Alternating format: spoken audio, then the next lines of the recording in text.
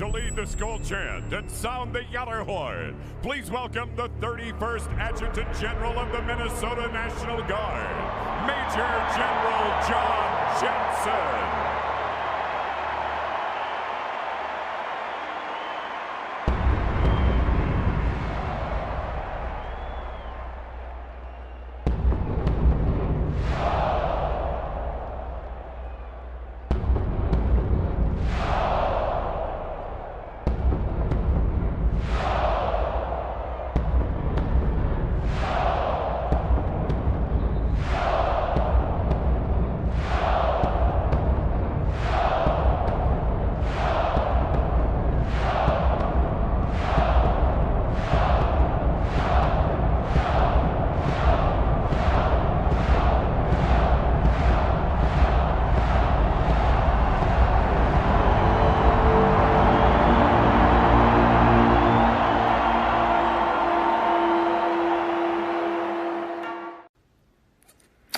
Well, hello, this is John Randall, Minnesota Vikings legend, and it is my pleasure to say, Minnesota Vikings fans uncensored, are you ready? Keith, get your people up. Let's go. Skol, skol, skol, baby. Let's go.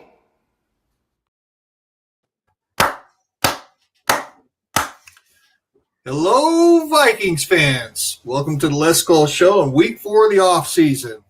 I'm Fish. As always, I've got Mr. Positivity, Cody Bowden. He who greets with smoke, Skoleful Shack. Our captain, Keith, will be joining us momentarily. As you know, he's doing his Keith stuff in the background, getting us launched. So, Sam Darnold's headed to the Super Bowl. Now what? Turns out, Mike Pettin isn't a big fan of Brian Flores. Do you have any concerns there over his opinion? And it looks like Flores is going to be back on our sidelines. He's going to be a man down, though. The Senior Bowl's this weekend, and Shaq has 5 players fans should key in on. We're going to go around the Gallahorn with our hot takes, make our Purple Prophecy predictions, and talk all things Skol. Tonight, we're going to be joined by Freddie, better known in the community as Purple and Gold Bars. But before we jump into all that, let's break this ice. Aside from Sam Darnold, which we will talk about, what were your takeaways from the conference championship games, fellas? Defense.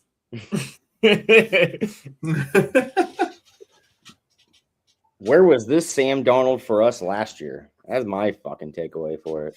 Okay, other than Sam Darnold, which we will talk about later. No, that's the takeaway. Where was that? I'm sorry. It's just that is what it is. All right, well, let me try this one on you, fellas.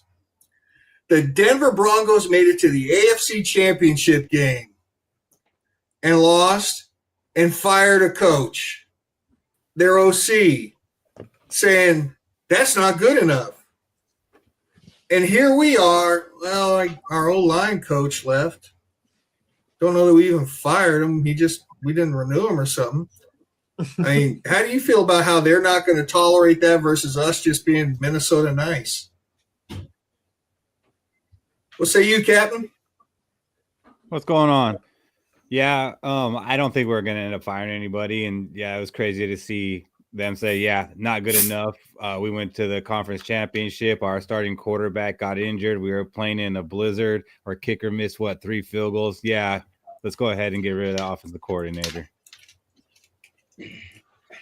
So I don't know. That was crazy to see. The Broncos playoffs, statistically, they weren't good. The whole player, the bottom half of the playoffs, bottom third, I even want to say, the playoffs, statistically wise, offensively. So Sean Payton says, well, we can make it to the playoffs, but we need to be a lot better in the playoffs. So in my opinion, that'd be a good fire for me. I'm just saying I wouldn't mind just a smidge of that impatience, just a smidge. Yeah. Just a little bit. Just taste. Just some. Yeah. But also from those games, what I really noticed was all 4 teams, they had good defenses and they got good quarterback play. All 4 of them. That just seems to be a recipe that's tried, tested, and true. And we were missing one of those ingredients this year. Yep. But man, it's been a good playoffs overall, like from the wild card weekend to this week. Even though it was kind of somewhat of a boring game, that Patriots and Broncos game, it was still, I don't know, somewhat entertaining to see what are they going to do. It's like a blizzard. It's snowing. They're out there still trying. It was still a close game, and like the excitement came from field goals. Like, are they going to be able to get this field goal off? And the answer was no, just about every time. And it kind of made me think about that game a few years ago where New England played against Buffalo in Buffalo, and it was so bad that they literally didn't pass, and New England ran the ball like 50 times and won the game. It was still in the Belichick era. I remember that game. That's probably what they should have done. They couldn't even run the ball. It was that bad. Mm-hmm. Well, I mean, the Patriots were kind of running. I mean, when I say running, I mean they were getting 3 to 5 yards a carry. RJ Harvey was like still trying to make like jump cuts and stuff and be like crafty behind the line and trying to hit the holes instead of just go forward. Mm-hmm. And I mean that was kind of the difference. And it's crazy. The Broncos could have won that game if not for the one Stidham, mess up where he threw the ball behind the line of scrimmage, and that's the only way that the Patriots got their touchdown. So that's kind of crazy that they were in it. I mean, after he threw that first touchdown, I was like, oh man, we might have a future Viking right here. Bring back memories of that Vikings Eagles game. Yeah, exactly. I'm sure Bronco fans feel that way because I'm sure after they scored that touchdown, they're like, we're going to the Super Bowl. And then nothing. All right, I know, Cody. You guys just want to talk about Sam Darnold, so let's go ahead and talk about it. Sam Darnold is going to the Super Bowl. So, in your opinion, Cody, how does this reflect on the Vikings, if it does reflect on them at all? We would have made a playoffs. I think that's the only thing it'd reflect. I mean, we might have been a good defense, quarterback. I think we make the playoffs, but do I think we make the Super Bowl? No. But at least we got the playoffs, which we all would say here is a successful season. So, do you think it reflects negatively on the franchise, the fact that Sam Darnold went to the Super Bowl, even though it's with a totally different team? Yes, I do think it's going to reflect badly against the Vikings, especially against their GM Kwesi, and possibly even against KOC, because I know you gave out the 1 year, you offered him the 1 year contract with the same amount of guaranteed money. He wanted stability. If he was really going to be your guy, you would have added more years of stability to that, right? And especially when you got JJ McCarthy's next year, if he's not the starter next year, and then that May 1st deadline comes around for his 5th year option, and he hasn't even started a full season healthy. He's 3 years basically riding on the bench. So it definitely reflects badly, especially letting that guy go and what he saw them bringing them to the Super Bowl when he could have brought us to at least the playoffs. So I think it reflects badly. I think it reflects poorly on them, and I don't think it has anything to do with the fact that we let him go that it reflects. I think it's just a very juxtaposed showing of two different teams. Sam Darnold won a damn playoff game against San Francisco, 41-6, and went like 13 for 16 for 124 yards and no touchdowns. Why? Because they've got a stout offensive line and a hell of a run game. So if Sam Darnold was still with us, do I think we'd have gone to the playoffs? Yeah. Do I think he'd have gotten murdered behind that first half of the season offensive line like Wentz and McCarthy did? Yeah. But I don't know that he could have pushed us all the way like this because we don't have a coach that's willing to commit to the run like Seattle's coach is. It had been put on his shoulders. The chances of him, letting that less than 2-to-1 TD to interception ratio during the course of the season really flaring up in the playoffs would have been higher. So when you look at the Seattle organization versus Minnesota, and just sort of that dichotomy, you say, well, Seattle's kind of doing things right, and we're just stuck. We're gonna just throw the ball bombs away no matter who's behind center. So I think it reflects more poorly on what kind of people Kwesi has put on the team and what KOC has done with his game plan versus what Seattle has done to surround Sam Darnold with to give him a chance to win a Super Bowl. I think it's going to reflect bad on us, like perception-wise, but in the grand scheme of things, I really do not hold it against them. I don't. They did try to bring him back for the 1 year, like that's been noted, that's out there, and I'm cool with that. But the Vikings did have a plan of how they want to go forward with this team, and I'm not mad at them for trying to run with that plan, and I honestly think they should keep going with that plan. However, I kind of differ from you and Cody when thinking if we did have Sam Darnold, I think we would have been competing for the Super Bowl. And that's not just because I think Sam Darnold is this MVP type quarterback. It's because we won 9 games with J.J. McCarthy and Carson Wentz, who were unstable the whole season. I mean, if nothing else, Sam Darnold is stable. So, I mean, we probably win at least 11 games in the regular season. And once you're in the playoffs, I believe anything could happen. And by that time, our offensive line was playing good. Our defense is pretty close to Seattle's defense. Like, they're both top 5 defenses. We do have a good running game. You do make a good point, Fish. Would KOC use it? I don't know. But with the big plays, we saw Sam Darnold was capable of doing the big plays that KOC liked to run. Like, our offense was humming last year. It's kind of our defense holding us back. So if we had that offense with the defense we had this year, I think we're a menace. So I do think we were competing for the Super Bowl if we had Sam Darnold at quarterback this year, and that's not really gassing up Sam Darnold. I would agree with you there if we had Sam Darnold for the final 5 weeks of the season heading into the Super Bowl. Because I don't know if Sam Darnold can even stay healthy behind this offensive line that we had through the first 11 weeks of the season. So that would be my biggest concern. Could he stay healthy through that stretch before hitting that 5 games winning streak that we went on? Because that's when our offensive line without Christian Darrisaw actually was starting to be healthy going forward and playing better. So, yeah, my concern would have been for his health making it through the first half of the season too. Well, I mean, he stayed healthy last year, and I think offensive line was one of our biggest flaws. That's why we went out and got Will Fries. That's why we went out and got Ryan Kelly. That's why we drafted a guard in the first round. We didn't have a good offensive line with him last year. We won 14 games. Yeah.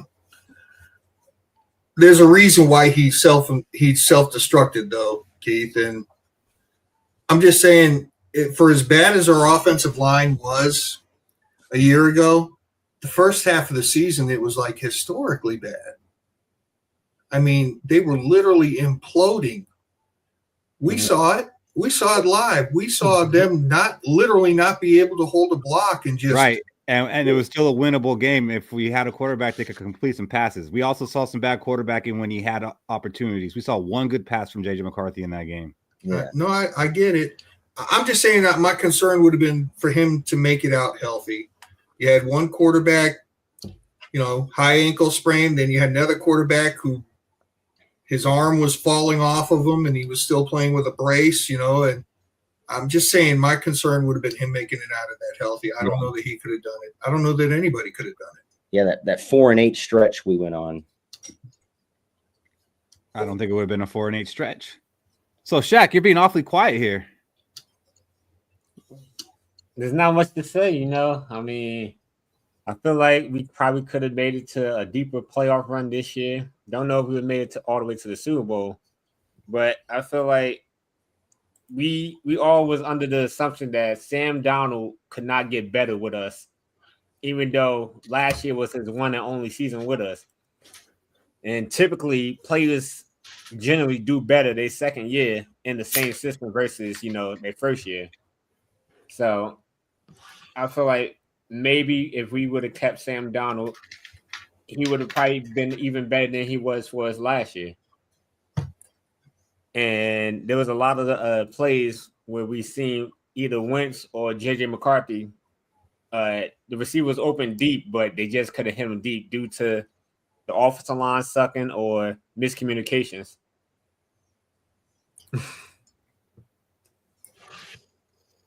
Yeah. I mean, we've said it a few times on the show. All of us have said it at one point or another. If we had competent QB play, this season would have looked a lot different. And I think Sam Darnold would have gave us competent QB play. And we also have said that if we were to somehow get into the playoffs, we're a team that nobody wants to see. So I think that includes with Sam Darnold being that quarterback and having a strong offensive line at the end of the season and a good defense. So I do think we could be in the same position. I mean, I don't know. No one saw the Seahawks going to the Super Bowl this year. Yeah. I mean, there's also you got I mean, Sam Darnold, he probably could take us all the way, but the person that's going to stop us in the playoffs and stop Sam Darnold himself in the playoffs is going to be Kevin O'Connell. Yeah. That's what's going to Whoa. Does Zoe enter the chat? I'm just saying, watching KOC's wounds from the playoffs is on KOC himself. We watched Kirk Cousins go in the playoffs, play one hell of a game, right? Sam Darnold was starting to play one hell of a game against the Rams, and then he got torn up from that offensive line. So it is KOC's fault, and especially in those late game positions where you have to be a coach, you have to manage your team down the field and lead them down the field. He does not call the correct plays to lead ourselves down the field to win those games. And we saw it twice already. Sounds like maybe Cody did a little reflecting after last week. Yeah.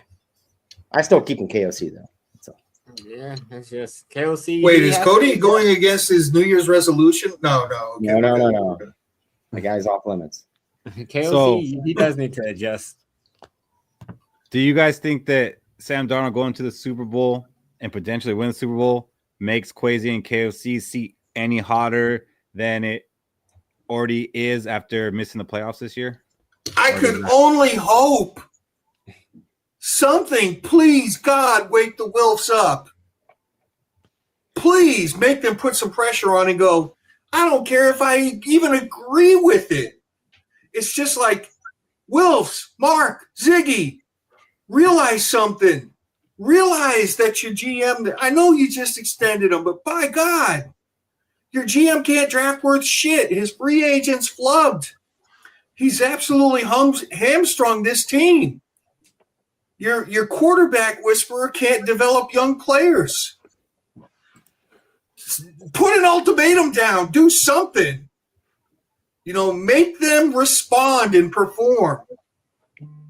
Something. Yeah, this is going to put – I do think this is actually going to warm up their seats and put more pressure on them than just not making the playoffs would have this year. If the Seahawks would have lost their first playoff game, I would say their seats aren't even hot. Well, Kwesi's seat should already be hot, but I would say KOC seat wouldn't even be warm if the Seahawks would have lost their first game. But now if they're going to the playoffs, I think the pressure is going to be, pretty immense.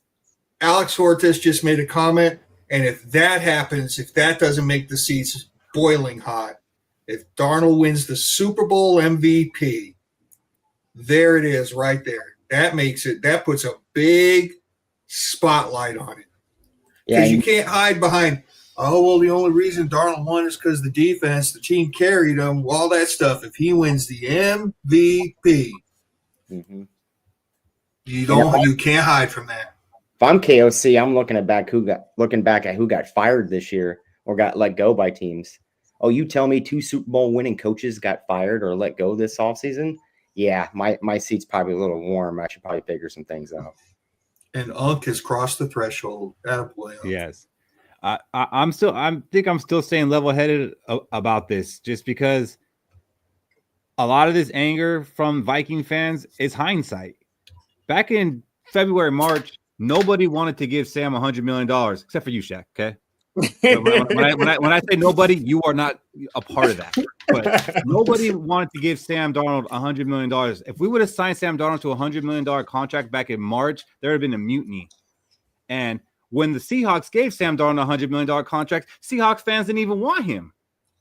So this is like all hindsight. So can't get mad at what ended up happening when this is something that most people agreed was the best thing to do was to move on and to move forward with the guy that you drafted at number 10. And I'm okay with him doing that. To me, it'll be more detrimental if they don't continue rolling with JJ McCarthy. Now, if they give up on that plan after 1 year and they let Darnold go, no, we got a problem. Like, it's on fire. It's like you kind of got to stick to the plan. Like we gave up on him and we brought in JJ McCarthy to play, and we weren't expecting this to be a 1 year thing. Like, okay, we're going to the Super Bowl, JJ McCarthy. Like, we brought him in knowing that there is going to be some bumps and it's going to be progression. And I think you got to stay on that damn ride. Well, yeah, you draft a quarterback as a head coach, you ride or die with that quarterback as a head coach. And I'm not even saying that. I'm just saying you made a decision, and the decision wasn't made what is best for the 2025 season. You made a decision on what's best for this team's future. And you can't just give up on that after one season. And if you do, then that starts to look bad. And then I'm probably Team Zoe. Yeah, it starts to look way too reactionary. I think it was because the numbers at the time when Sam Darnold was winning us all these games, we was talking like 55, 60 million a year. And people was like, I'm not trying to pay him that much money. Yeah. So I and then he had that. Then he had like that god awful game towards the middle of the season, a little after, and we were like, okay, never mind, we ain't got to pay him that much. You know. You could go back and see me saying, why are we drafting quarterback this year? Why not wait to see what we have? Yeah. See, and I don't even want them to have a hot seat because of Sam Darnold. I go back before that. I don't even calculate the whole Sam Darnold decision into my thinking of, oh my gosh, please. So, Cody, with the success that Sam Darnold's having, and even though I think it's best they stay on the route of going with JJ McCarthy and either riding or dying with that, do you think this actually puts more pressure on the Vikings to go out and make a splash at quarterback? I think you'd have to make a splash at quarterback and not just a drip, if you know what I'm saying. If you're gonna get a quarterback like a Mac Jones or Kirk Cousins, and he comes in and he starts for the Minnesota Vikings, right? You totally wasted JJ McCarthy as a draft pick. You're saying, hey, this guy is going to be a backup quarterback for the rest of his career until he moves on to Minnesota. That's just in my opinion, right? I get it. Jordan Love had to sign his fifth-year option after third, or they didn't sign a fifth-year option. They just re-signed him, but they knew what they had in Jordan Love going forward. I don't think they honestly know what they have in JJ McCarthy right now, so they're not going to extend him, right? And they might not even sign him up for his fifth-year option because that thing comes around already missing that third season because the starter's in here May 1st of 2027 is when he has to get picked up for that. So they have to make a splash. In my opinion, if they want to move on from JJ McCarthy, it has to be a splash. If they want to keep JJ McCarthy, then he has to be the starter with some competition. And that's when you're talking about Mac Jones and Kirk Cousins. You don't want to bring them in as the starting quarterback for the Minnesota Vikings. And I see some people in the comments still saying the Vikings could have just signed Sam Darnold to $30 million this season. They tried to. There is lots of information out there saying that the Vikings did make him an offer that was similar to what the Seahawks paid him, but the Seahawks put more years onto it, which the Vikings weren't going to do with JJ McCarthy in the wings. But they did offer Sam Darnold starter money to be our starter this season, or at least to compete for the starter. I'm going to say to be the starter because if they're offering him $30 million, they weren't doing that for the backup role. But and that says a lot. Added more years to it. And someone said, what about franchise tag? Franchise tag was over $50 million. That wasn't ever really an option. And all of that on the cap that year when you franchise tag him. Yeah, there is no diffusion of the money. And that's a big tell, too, saying, hey, JJ McCarthy wasn't ready because we're willing to pay this guy all this money to come start instead of bringing in another bridge quarterback if we thought he wasn't ready. So that right there is a tell to me that JJ McCarthy might not be the future of the Minnesota Vikings. Well, you also got to remember, it's not like not only was he a rookie, but he missed his whole rookie season. So we have to account for, him actually missing a whole year of football and then having to relearn how to basically do 3-step, 5-step dropbacks because he tore his meniscus. So he probably took a step back from his rookie year, because of the injury. T-Bass, it's different when you're dealing with this with the franchise tag. The franchise tag hits your cap all at once. You can't just say, okay, we're going to give him $50 million, but we're going to put some of that money into next year. You don't have that luxury of doing that. Like Sam Darnold was getting paid $33 million for the Seahawks this year, but he was only a $13 million cap hit because they had those other 2 years where they could put money, down the line. It's different. They could not have done the franchise tag. That wouldn't have worked out. So let me ask you guys this. Do you guys want to see Sam Darnold win the Super Bowl? Yeah, why not? Why not win it? I'm completely indifferent. Like I said, I couldn't give a shit. What about you, Shaq? For me, I would love to see Sam Darnold win the Super Bowl. Just so I could go look up Kirk Cousins highlights and be like, damn, 6 years of nothing, and Sam Darnold did it with us for 1 year, then went on the next year to win a Super Bowl. Must be nice. Yeah, but he didn't do it with us, Shaq. Oh, because, we didn't sign him. We're too busy wasting money on Kirk Cousins and then trying to develop a quarterback. So we might not be done wasting money on Kirk Cousins, but we'll talk about that in a little bit. Yeah, Shaq, I hate to break it to you, buddy. A couple weeks ago I said it. Just don't worry about it. Kirk Cousins going to be a Minnesota Viking this year, and those signs are starting to point to it, man. I also want to bring up the Sam Darnold thing. If we sign him to all that money, I don't think we have a top 5 defense. I think you're going to lose some of the pieces. I do. And let's talk about the franchise tag, then maybe not. But if we sign him to like a 3-year deal like the Seahawks did, and we push money down, he'd be playing like on a $13 million contract, right? Cap hit this year. The defense would have been fine. Yeah, if we had 3 years. But then you're committing to him for more than 1 year. Mm-hmm. So it was just a bad situation to be in. It was you're either going to ride with Sam Darnold and you're just going to bail on JJ McCarthy before you even see what you have, or you're going to stick to the plan. And they stuck to the plan, and like I said, I think they still need to do that. As far as Sam Darnold win the Super Bowl, yeah, I want to see it. I don't hate Sam Darnold at all, actually. If he wins the Super Bowl, that's great. He seems like a really good dude. Bird watching nerd. He's been through a lot in his career. I didn't like him at USC. I really didn't. I thought he was kind of cocky, arrogant guy. But then he got humbled in the NFL, and he really took his lumps. And he seems like a good dude and a good teammate. So I can root for that. The only reason I don't is just don't want to deal with the Viking fans. I'm sorry. I just don't want to deal with that because there's no contextualizing at all. It's just like he's a Super Bowl winning quarterback and we let him go. Like there are levels to this. I just need Dragos to be on when we go live next time if Sam Darnold wins the Super Bowl. Yeah. If you add 1 year and you pay him all that same amount of money, you're not signing Byron Murphy, or you're not going to be signing Will Fries, or you're not going to be signing both Javon Hargrave and Jonathan Allen. Like one of those 3 has to go. And with the lack of depth at corner we had this year, it would be pretty rough. Byron Murphy didn't play too bad for this defense, if you really think about it. And then missing those 2 big pieces on the defensive line, even though one played lackluster and was mid-tier, you're still missing those pieces that could have filled gaps within that defensive line. I don't see the defense being good with Sam Darnold signing the 1 year. Yeah, I think we would have had all the same players, but wait a minute, Cody, did you say we couldn't have had Byron Murphy and Jonathan Allen? No. It's one of the 3. So you're missing Byron Murphy. I wish we would have signed him just for that. But you would have had. We had 3 corners on the roster this year. Like you're down to 2 now. You got to elevate McGlothern or something. You're going to be missing that one piece. But we wouldn't have had Byron Murphy at $22 million a year.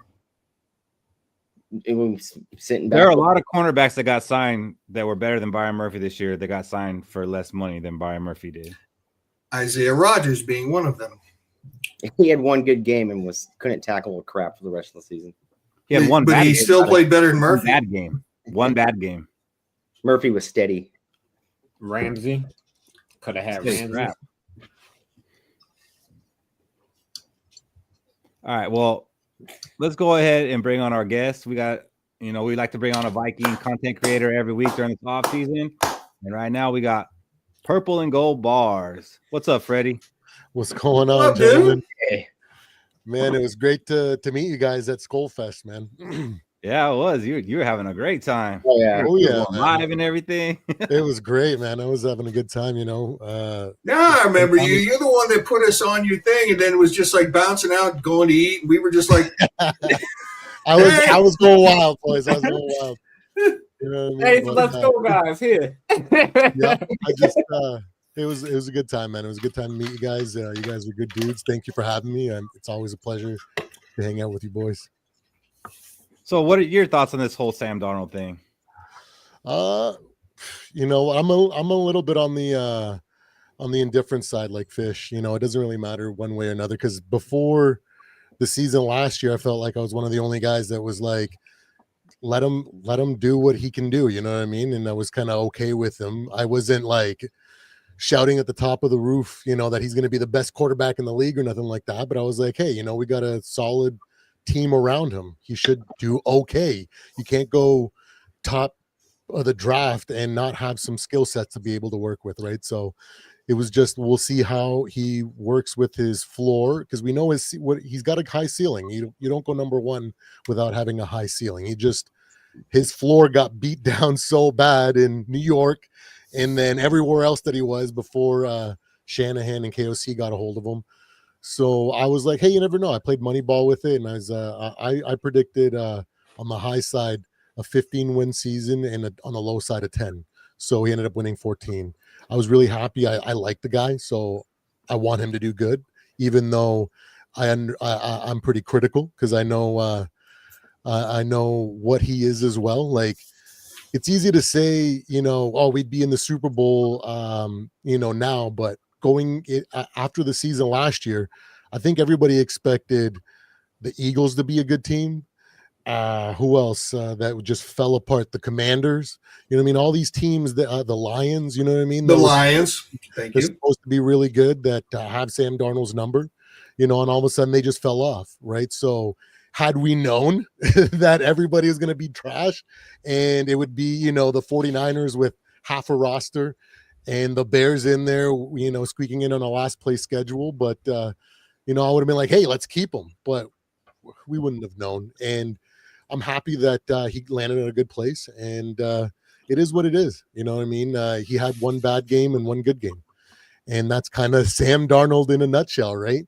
First game of the season, he's marching down against the 49ers, about to win a game, and he fumbles the ball for the loss. You know what I mean? So it's just who he is. I don't know how he's going to do in this playoffs. Sorry, my voice is a little raspy. I just got back from vacation. I was in Miami, and then I was in Phoenix. So doing some family stuff. So I was doing a little bit of clubbing and partying. So my voice is a little bit off, but yeah, it is what it is. You know what I mean? Keith, I don't like this guy. He knew who was coming on, and he was derelict. He let his voice go to crap. I don't like him.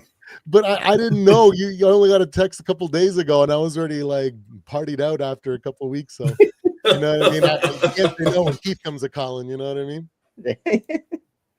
I know what you mean. Trust me. I'm glad you joined us, and it seems you got some fans in the chat right now, but there are some people out there who are not familiar with you. For those who aren't, tell us a little bit about your channel and a little bit about how you became a Vikings fan. For sure, yeah. I go by Purple and Gold Bars. The spelled just like my handle there is on the channel. I try to stay optimistic. I try to give logic, level-headed takes. I try not to make any videos where I take the expert role, like we need to run this offense or this defense, or our corners need to be doing this, because frankly I would be lying. So I don't know the ins and outs that way. I just use my experience in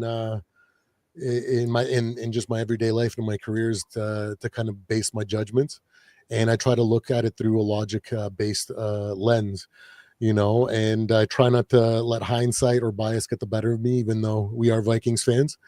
I actually got into football way late. I actually growing up thought football was kind of a dumb sport because, you know, I was a bit of a pussy in high school. So I was like, who the hell would sign up to get hit? You know what I mean? I was like, that's just ridiculous. You know what I mean?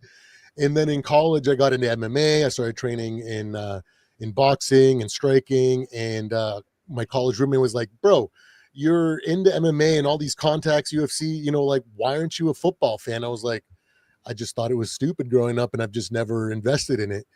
And he showed me a highlight tape of Adrian Peterson. This was in 2008. So this was right after his rookie. So it was like a rookie year compilation. And there was one play where he literally, it looks like he stepped on air to like after trucking a dude. And then there was one where he carried he took like 4 tackles, broke like 2 or 3 tackles. He had like one guy jump on his back, the second guy jump on his back, the third, and he just kept going. And I was heavy into lifting and all that stuff at the time. So I was like, I didn't know this kind of feats of strength or athleticism existed in the sport. I thought this was just meatheads hitting each other, right? And then that kind of got me into football. I used to be just more about the superstars. So like in that era, was a big Julio Jones guy, Peyton Manning, Tom Brady, just more of the superstar guys because I didn't understand football yet.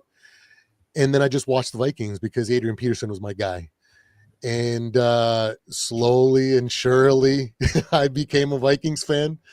And yeah, it's just the almighty Adrian Peterson, man. After that torn ACL, MCL, LCL, and then coming back and running for 2000, I think that's when I really solidified myself as a Vikings fan. I got a Vikings tattoo, Vikings logo on my calf. I'm pretty hardcore. And yeah, that's just been my kind of, my origin story, I guess. From since then, I've just spent a lot of time going back, watching a lot of vintage football games. A big, massive fan of the Purple Eaters era. You know, Alan Page, one of my favorite players. You know, there's just so many amazing Vikings from that history that made me just even fall more in love with the Vikings, and I just haven't looked back ever since. We do have a good history, especially as far as players go, not as far as winning titles, obviously. Yeah, we don't have the greatest of luck. Kickers. Are you in Minnesota? You know? I mean, I know we met you in Minnesota, but I don't know. I'm Canadian.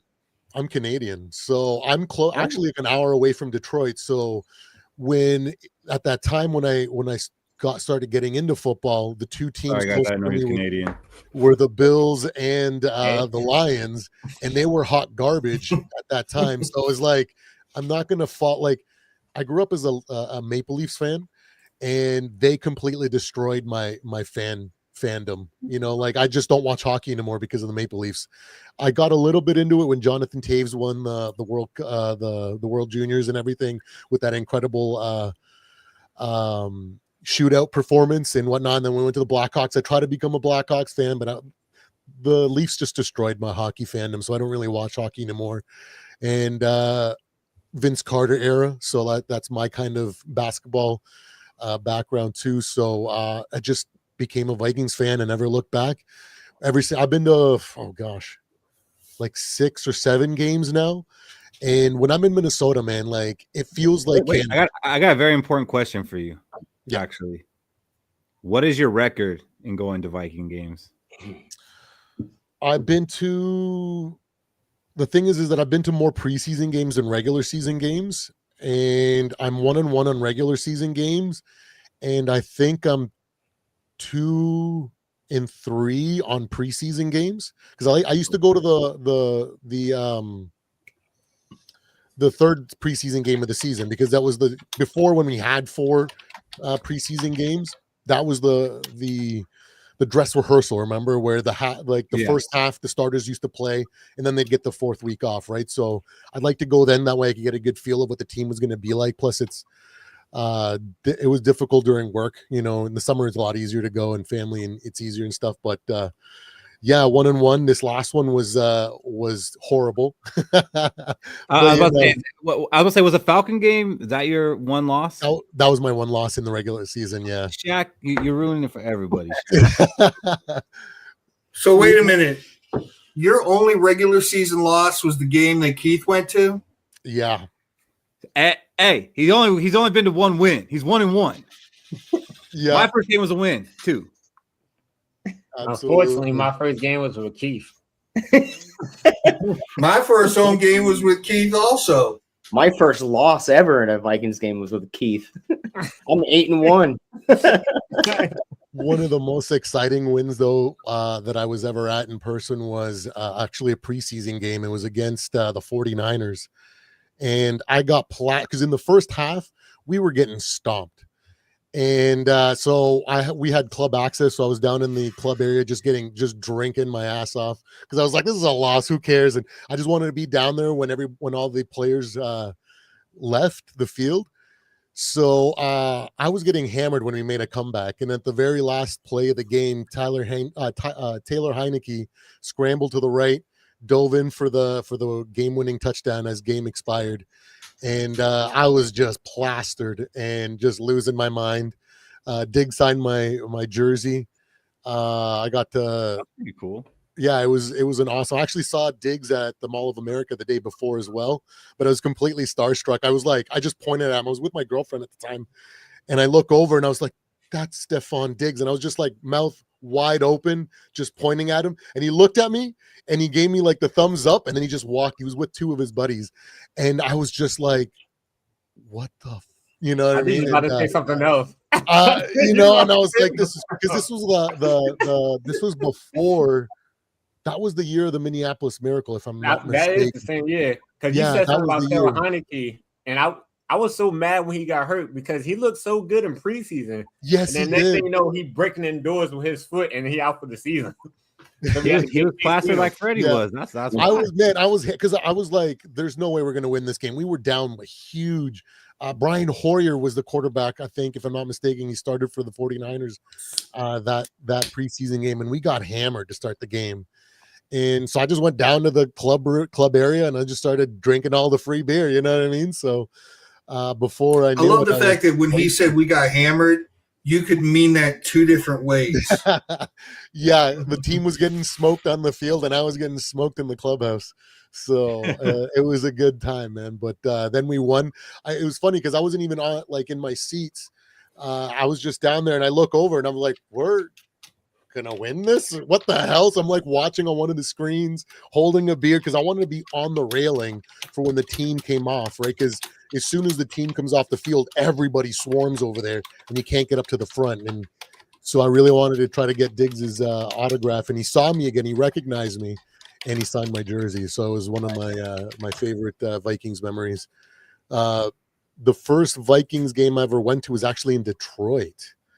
And I went to a Vikings game with a buddy of mine, and that was the game where we started the game with a kickoff return, and then in the second half, the Lions went 3-and-out, and then we returned it for a punt return to start the second half, and we smoked them. Like, I put my jacket on because I was like, man, I was on the Detroit side too, so I was like, I don't want anybody to see me that I'm a Vikings fan. I'm in Detroit, but you got worried about that? This is a different era, though. Like, I guess nowadays, maybe, because people are so triggered and, you know what I mean? Like, people do some crazy stuff. But, like, I think it was in, like, it was like 2009, 2010, somewhere around there is when I went. So, but yeah, you never know. You know, Detroit's kind of known for being a little wild. You know what I mean? So I just wasn't tempting my luck, even though I was with the Lions fan and he was in Lions gear. So. But yeah, Adrian Peterson ran amok. He ran like 200 yards that game too, so it was awesome. Someone already mentioned something in the chat, and I had the same kind of question. How did you come up with your podcast name, your handle? What was the when and where and how did that thing come up with? I started with bars because my thing was I wanted to just drop bars. Like, you know, that was kind of like a popular term back in the day. And actually, I wanted to start the channel the year that we went to the playoffs and played against the Giants. And I had spent basically I'd started making a thank you video for the season and just wanted to make like a hype video for the end of the season, you know, super proud for the team. And then we got smoked by the Giants, so I totally just scrapped that video and just didn't even start the channel. And then when the thing with the Vikings is that we never stop trying to win, and we're top 3 all time in franchise wins. We've tried everything. We've tried, the purple people eaters with massive defenses and pass rush and stuff. We've tried bringing in old quarterbacks, Kirk Cousins and whatnot. We've tried through a generational talent with AP. We literally try every which way. And I was like, man, we really need to draft a lottery pick quarterback and rebuild, right? And then we drafted JJ McCarthy, and that was the quarterback that I wanted. So I spent a lot of time. But in hindsight, had I known the work ethic that Jaden Daniels had, I would have wanted him over JJ McCarthy, because for me, it was the accuracy that was the factor in comparison to all of them. Because I saw a lot of the highlights. I watched like hours of highlights I didn't watch Caleb because I knew he was going to go first overall. And I watched a little bit of Jaden, but I watched Michael Penix, Bo Nix, JJ McCarthy, and Drake May in all of their college highlights. And the thing with Drake May that caught me was like, yeah, he had a lot of Showtime plays, but there were so many times where the receiver had to make some crazy adjustments in order for the play to work. And had the defender not played where the ball should have been, he would have come up with a stop. So it was like, has a big body and all the intangibles. I was like, the accuracy just wasn't there for me. And after watching Lamar, like, I love Lamar. Like, Lamar's one of my favorite quarterbacks, but I know what he is as well. He's got really terrible accuracy, and I just didn't want us to be stuck with a inaccurate quarterback, especially with the coach that we have that decides to throw the ball a lot. You know what I mean? So you might have just said the greatest Vikings take of all time when you said we tried everything. We have tried everything. Literally every approach. Generational running back, generational wide receiver. We tried drafting a quarterback in the first round. We had immovable offensive lines. We had hellacious defenses, and we had a veteran quarterback behind those hellacious defenses. We come up just short, and it's like, what do we have to? It's next is you have to draft a generational quarterback, a John Elway or a Peyton Manning or something. That's crazy. Or commit to a prototype or developmental quarterback that has a ceiling or the potential to have a ceiling, like I foresaw JJ having prior to the draft. You know what I mean? There was a lot of things with JJ that made me go, because at first I was like, when people say things like, oh, he's a winner at every level, I'm like, that doesn't mean anything, bro. Like, what is it? Like, who cares? You could have been playing in the middle of nowhere against nobody teams. That means nothing. So when I started looking into his background, and the first thing that stood out for me is that when the pandemic hit, he could have chosen, like a lot of young kids, to just take that year off. Because when you're committing yourself to try to make a professional team, you spend from like grade school or maybe even like peewee hockey or whatever all day, every day, thinking about hockey, practices before, camps, everything, right? So, a lot of kids took that time off. He didn't. He's like, screw this. I'm going to go to IMG, where we got all the 5-star recruits, 4-star recruits, arguably the best division in high school football. And I'm going to go play there. And that was like, whoa, most guys wouldn't do that. They want to protect their draft stock. They want to keep that era of like, I'm the next guy sort of thing. I don't want to go play against hard opponents and then suck and then lose everything that I've worked so hard off. So that was a big thing. And then at IMG, when I watched his highlights, he made every throw. And so, I know, granted, it's not college level, it's not whatever, but when you get to the college, the next thing that made me go, I want him, is because he didn't have that ego that was like, I want to be the guy that wins the game for us. I want to be the reason we win a championship. I don't care that we have Blake Corum. I don't care that we have Aiden Hutchinson. I don't care that we have all this incredible talent. I want to be the guy. I want to throw for 300 yards every game and be the guy that everybody talks about at the end. He was like, I'm just going to do what we need to do to win. And that mentality is lost in modern football. So those were the things that made me want JJ. And then when we got him, I was like, I don't know if this is a good thing or a bad thing, but the ceiling is what I want. And we just have to develop a quarterback. And a lot of people want a rookie quarterback to develop until you have to develop a quarterback. And Freddie, let me kind of take it to another area, because a lot of times we ask people, about, something to do with the history of them and the team, about their fandom. I'm a little different on this one because I know you went to Skol Fest. It was our first time at Skol Fest. I don't know about you. That was mine too. But so you were heavily involved with it, going live and all that. What was your favorite part of Skol Fest?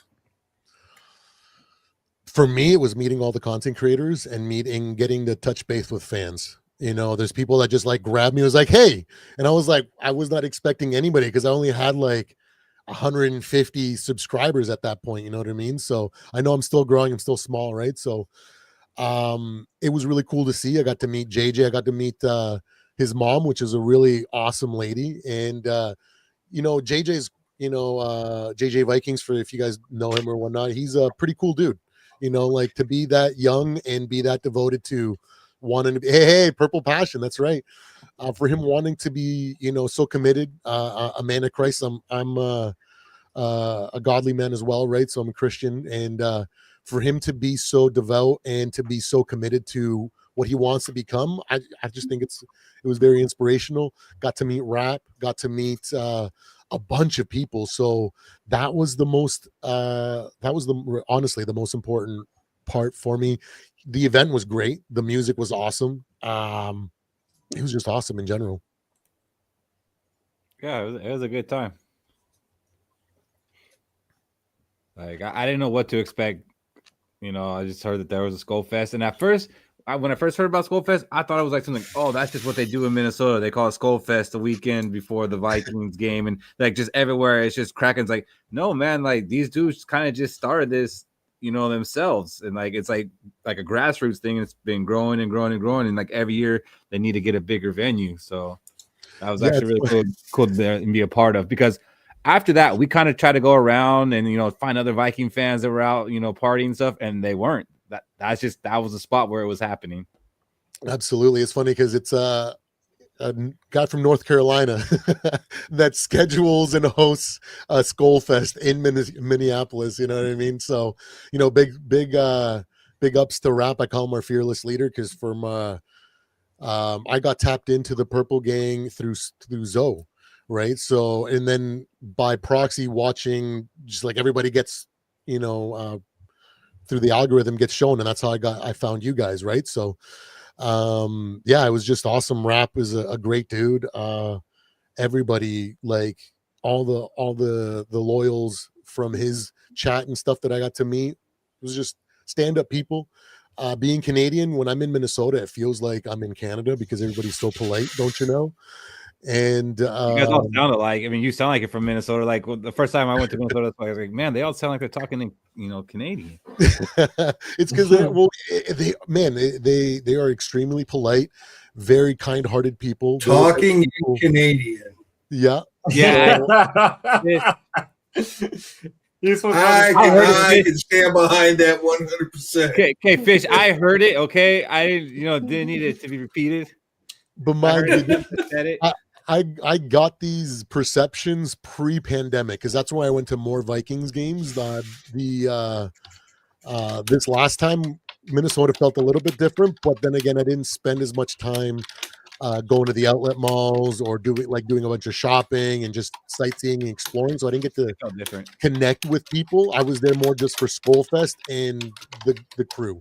So I couldn't tell you if it's still that way, but I remember what it was like, late from 2015 to 2020. That's when I spent a lot of time going. Man, they were super polite back then. So I don't know if things have changed. You guys can let me know in the comments. I think next time me and you need to get on that silent auction and win one of them signed autographed jerseys. Absolutely. Put hats on it and we'll just split it up every summer. There you go. I'm going to play a video. Let me know if you guys saw this. I'm sure you did, but I did want to touch on it tonight. I wanted Brian Flores to be the next coach of the Browns, but obviously either he's not interested or they're not interested. I don't know. I know he has that reputation. You worked with him. He was tough on the players in Miami, and I think he's been vindicated. What's your thoughts on Coach Flores? Probably not many that I would prefer to share. I mean, we didn't see eye to eye on a lot of things, and that's why I spent this past year on offense. I was there in 24 and 25, or 23 and 24 on defense. So, I'll take the high road on that one. So, what'd you think when you heard that one, Michael Fish? Let's see, a disgruntled former employee taking his parting shots because he couldn't get his way. And I made a meme, I'm something of a 3-4, DC too. The Spider-Man meme. Look, I think he wanted to say some stuff, and B-Flow was just like, get out of my face. And he kept making the defense perform, and Pettin kept trying to give his influence, and B-Flow kept saying, get out of my face. Like you said, he spent his time on the offense, right? What was the problem last year? Was it the offense or the defense? Well, to be fair, Fish, we don't know what anybody does on the offensive side of the ball that's not KOC. We don't know what he lets. You're right. So I would not go, well, I spent my time on the offense. I'd have probably been like, look, man, I was watching YouTube videos the whole season because, he was doing his thing and, whatever. I mean, that'd have been a better indictment of myself than saying I was part of that offense. I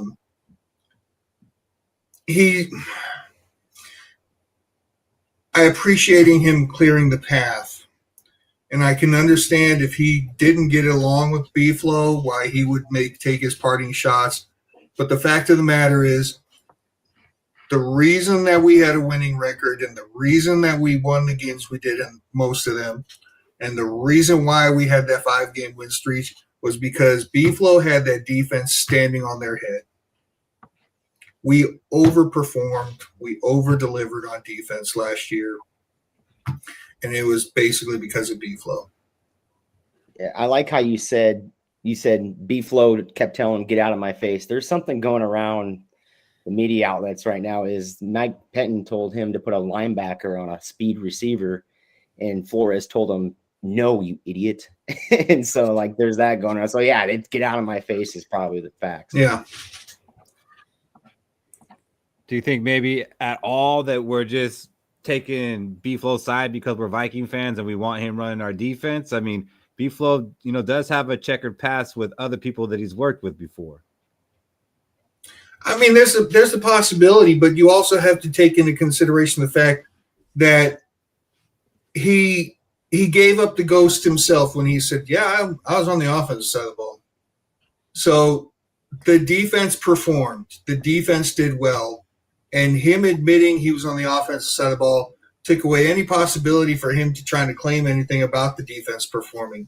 That defense was on B-Flow. It wasn't on anybody else. It was on him, and it's the reason why we won so many games. So even if B-Flow's an ass, who cares as long as we win games? I'm results orientated, and I don't give a damn what we got to do to win a Super Bowl. I don't care if we got to knock off a bus of nuns to get a Super Bowl. I want to do it. So it's like this. You probably could basically say the same thing about Mike Zimmer before we hired him. The reason why he wasn't a head coach until we hired him was because a lot of people didn't like how he interviewed. I guess he was too straightforward, and he wasn't like a people pleaser. He was a no nonsense coach, kind of like I guess Cody could attest to it. A lot of people won't like drill sergeants, but their job is to get you ready. It's not to be your friend. It's that tough love, and not everybody can deal with that tough love. And I could see B-Flow having that old school tough love. Yeah, I mean, I can't totally dismiss that, maybe he is kind of an ass and maybe hard to work with, though. I mean, he's been interviewing for head coaching jobs the last 3 years, and you can say what you want about lawsuits. He's still getting the interviews, but he's not landing them. Mm-hmm. So, I mean, there probably is some sour grapes because, Pettin retired. So that might have been part of the condition for B-Flow to return, that he didn't want Pettin. Yeah. I don't think it was retirement. I think he got sat down and said, "Hey, man, you can take the high road or you can take the low road. We're moving Flores into this assistant." We're moving in a different direction. Yeah. I think it was funny that he said like he kind of aired some dirty laundry, then said, "I'm taking the high road." Like that was kind of funny. It's like the high road would have just been like, you could even say we didn't see eye to eye, but you could have said something, followed up with something good. But he is very good at what he does, and he's got that defense going. He could have done that, but he didn't. So, I mean, he didn't help himself at all. But I don't know. There could be something to it because we've heard stuff from people that he's worked with in the past, but obviously KOC doesn't see a problem. The Wilfs don't see a problem. So I guess I shouldn't have a problem. And the thing is, Keith, I've said it to you guys before. Maybe we could use a little bit of some of that fear-based organization, just a little bit. Maybe this kumbaya shit ain't work. Okay, so if there's a little bit of that fear-based, just a tickle of it to make you realize that if you don't do your job, I'm gonna get in your ass. And look at what side of the ball was performing. Mm-hmm. So, I mean, maybe Mike Pettin was bought into the whole kumbaya. Let's all sing campfire stories around the fire, and we're going to do this all positive. And B-Flow might be the one guy that's saying, no, I'm going to do me. And he's kind of the shining star. I think KOC. Lowe says, I need my coach to be an asshole. There's no room for sunshine and rainbows in football. But, I mean, isn't that our head coach? Supposed to be. And who do I have a problem with on the coaching staff? I'm just saying. Is Lowe saying she's anti-KOC? Just come out and say it, Lowe. Come on, say it. What was that report, KOC? Remember we had trouble holding on to the football? I think it was Dalvin Cook. Kept constantly fumbling, and KOC's like, we're going to hold guys accountable. Yet he still started him. Oh, Madison. Quarter, nothing happened, right? So the only person who saw the sideline was House with legs there when he fumbled, like at the beginning of that game. He got set on this Oliver. He got put on the sideline for like a half, and he's the only one who saw a repercussion for turning the ball over. Yeah, you need B-Flow in there to say, "Hey, man, you need to tighten up a counterbalance to that niceness." I'm gonna completely disregard what he said because when B-Flow got hired, because of all the BS that was said about him as he left Miami, it kind of was like, it made me apprehensive to be like, man, like if this guy's supposed to be like a locker room killer, if all these things are true, like I don't know if I want this on our team sort of thing. And then we were projected to be like 28th or something like that in defense. And then he made us at the end of that season with Ed Donatel's crew, a bunch of scrubs. Okay. He made them go finish the season like 16th overall, something like that, which is a massive jump just on scheme alone and his presence. And then I turned my head and was like, oh, okay. And then the following year we became a top 10 defense, and then we became a top 5 defense. And now 3-4 years later, come to find out that everything that B-Flow said was true, and everything else that everybody else was saying that was coming out in the media was all BS. So when it comes to stuff like that, I'm like, I'm going to side with my guy on this. I think he's just salty. And I think he's just, that's it. He's just being petty, and he wishes he could, hold his jockstrap, for lack of a better way of saying it. The guy, in my opinion, he is probably not on the same level as Spags, as in like he's got like that defensive mind, and he's so unique. B-Flow has his own style. He has his own theory. Like you don't know what he's going to do. It's all comes from his mind. And it all started from that defensive coordinator role that he took when he won the Super Bowl with the Patriots. When you go back and watch that defense, I was watching myself play Madden, and I realized I do a lot of show blitz. I do a lot of stuff because I learned how to play Madden watching that year of the Patriots and learning how Tom Brady ran an offense, and then just as proxy watching the Patriots play defense. So I show a lot of blitz, and I drop into coverage a lot and confuse opponents, and then come up with a lot of picks or come up with a lot of pressure, right? And I realized that he's been evolving this kind of like theory or this scheme for years now. And so as a result, he's unique. There's nobody else that can do what he does, just like Spags is. The way that he sees football, the way that he calls defense. Yeah, they both have their critiques. Spags, he can't do it. When his superstars are injured, the defense isn't playing that good. And then when with Beeflo, the middle of the field's open, we can't stop the run, but that's when his players are injured, his starters, you know what I mean? So there's a lot of similarities in that way, but they're not on the same level. I don't know yet if they're on the same level when it comes to football IQ or defensive IQ, but they're unique in their own way where nobody else does things their way. So that's why I put them up there. Some people, like before the Giants game, we were talking with some Giants content or creators, and they're like, who cares about the freaking the simulated pressures and all this and that? Like, we've seen that. We had, I forget their defensive coordinator the year before. He's like, we had him. He blitzed a lot too. We know what's coming. And then Jackson Dart threw for 33 yards. And I was like, really? You don't know what you're talking about? He's unique. Yeah, there's simulated pressure. That's just one aspect of his scheme.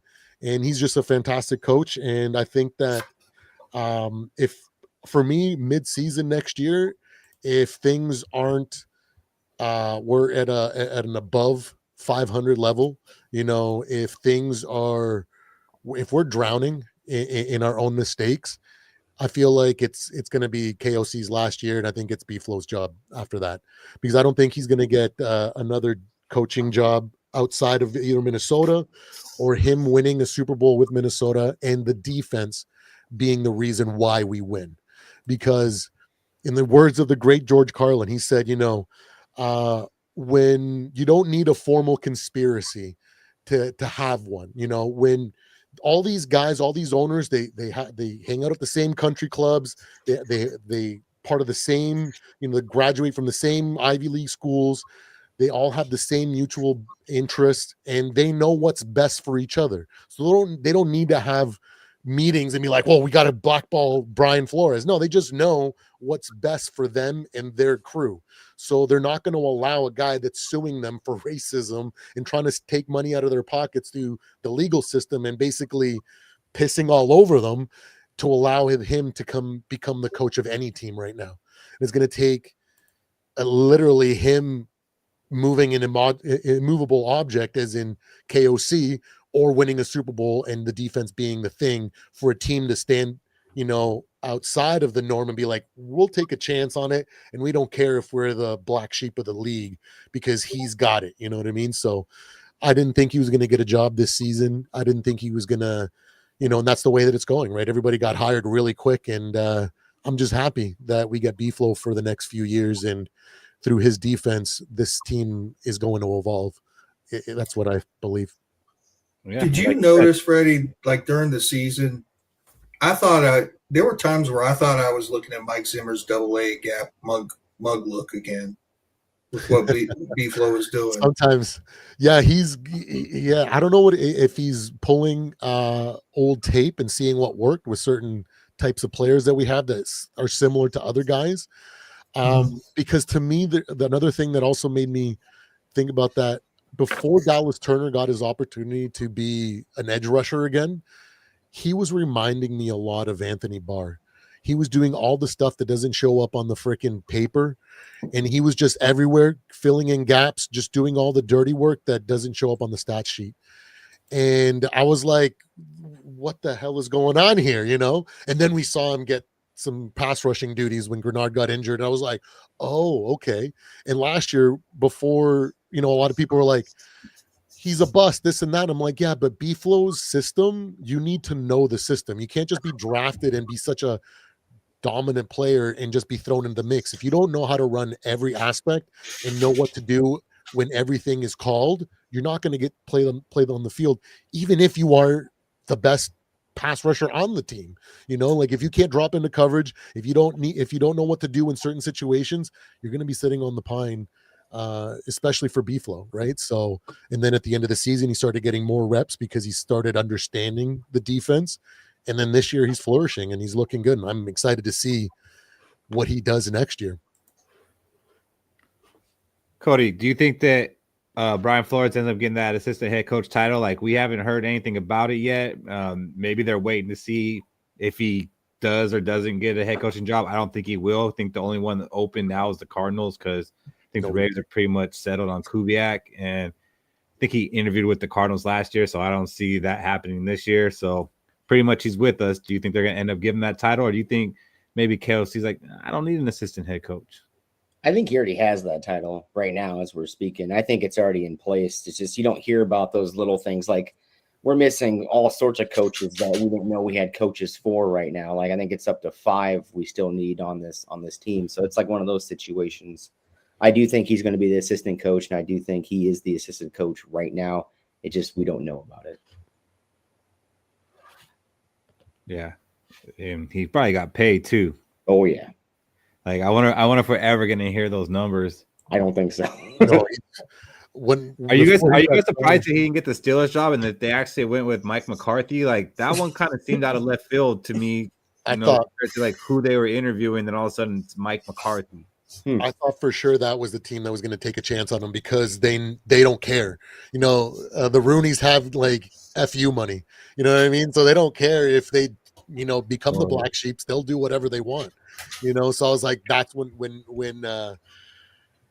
Mike Tomlin stepped down, I was like, oh crap, I think we might actually lose him here. This is not good. And then they hired Mike McCarthy, and I was like, okay, B-Flow's with us for the next few years at least. So that's when I finally got to relax on Brian Flores, but because I know that we're going to be in a hell of a lot of hurt if we lose B-Flow, especially when we're trying to evolve an offense and put together a vision that hasn't even come close to being put to fruition. You know what I mean? Yeah. Can you imagine if B-Flow went into that negotiation with the Steelers and was like, so here's what the Vikings have offered me to stay on as their DC. What y'all think about that? And the Steelers were like, oh, no. He did accept an offer a week prior, and he signed right after the Steelers meeting, second interview. So yeah, it could be something. Well, they told him that he wasn't going to get the job, but what I found interesting was that he actually took that interview with the Washington Commanders for their DC position, and obviously he didn't take that, but his understudy, Durante Jones, did take that job to become the Commanders defensive coordinator. So I wonder if, you know, Flores just took that interview to kind of speak up Durante Jones, or if the Washington brought him in because they wanted to learn about Durante Jones, because the Commanders, they have a defensive head coach. So I can't imagine Brian Flores, you know, a seasoned veteran defensive coordinator going in there with a defensive-minded head coach that, you know, that it's like going to be a whole petting thing again.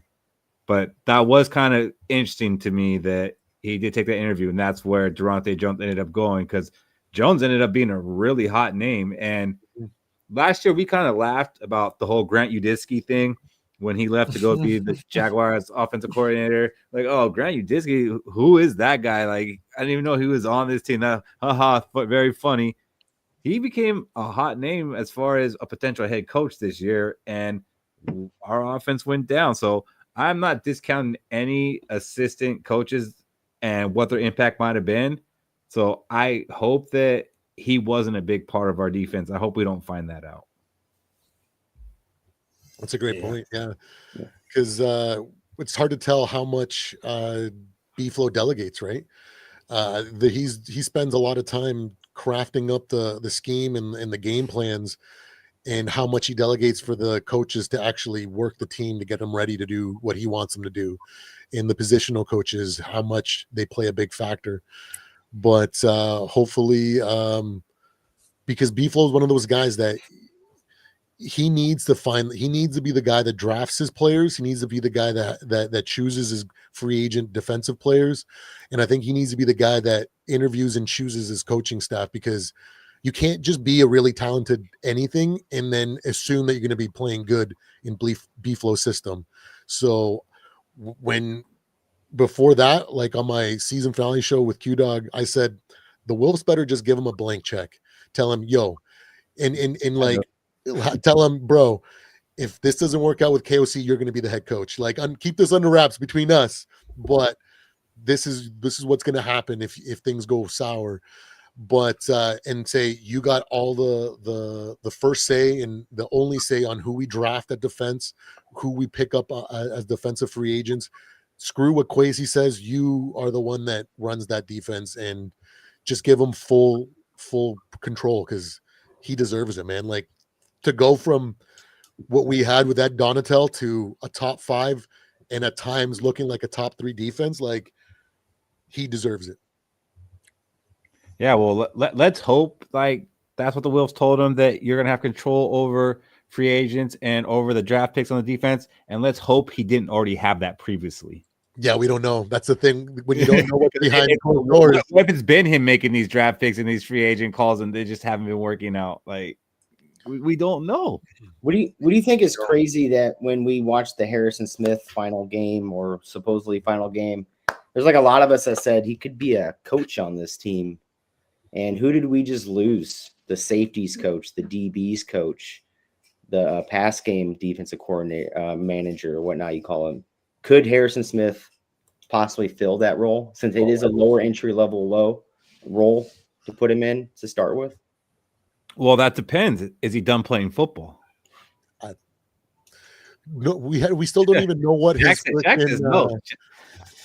what his preseason illness was, right? Or start of the season illness was. Like, what happened there?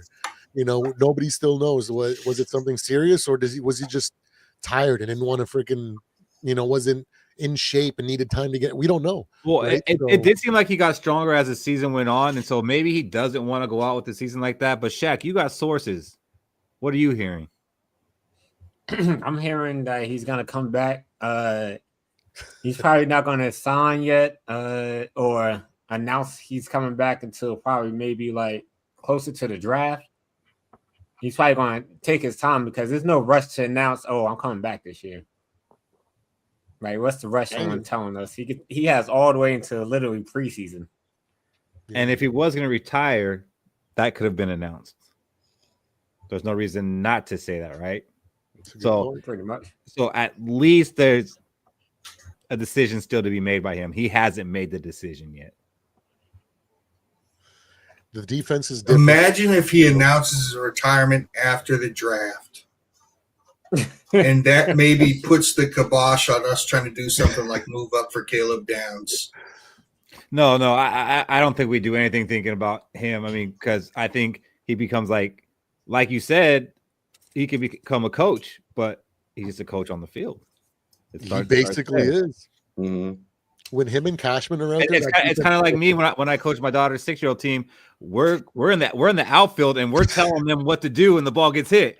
So he's kind of the similarities. Absolutely, the same thing. It's the same thing. Yep, absolutely. I get it. I did want to bring up though. People was bashing up B-Flow, but one person who does stick up for B-Flow is Harrison Smith. Yeah. Oh yeah. And I don't think Harrison Smith's not the type of guy to just sugarcoat or lie, just to lie for a teammate. I feel like he's honest when he talks about what B-Flow does for the defense and what he likes about him.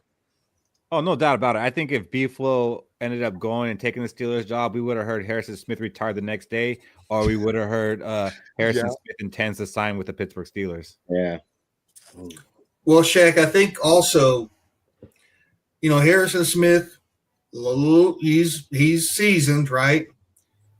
He comes from a time when you could do different stuff playing defense, so he's kind of got a different attitude where he's had to adjust. So a no-nonsense style of coaching probably fits him very well. Mm-hmm. You know, man, we had Terrence Newman out there at the ripe old age of 39 or whatever it was, so maybe he can be our next Terrence Newman. I would just love. I miss Terrence Newman, buddy. Terrence Newman was a coach on the field, but he was still a Skol player too. Yeah.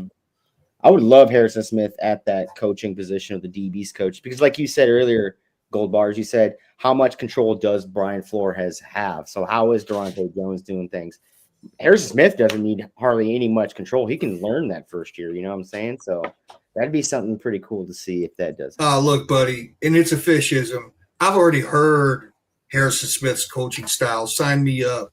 Mm-hmm. Cover your fucking guy. I would love to he's one of my favorite players of all time, for sure. So to have him in the building, whether it's, playing in limited fashion, or being a coach, positional coach, I would be through the roof, just happy with that, man. He's just a stand-up guy. He's the type of player that as a fan, you just love, he never complains.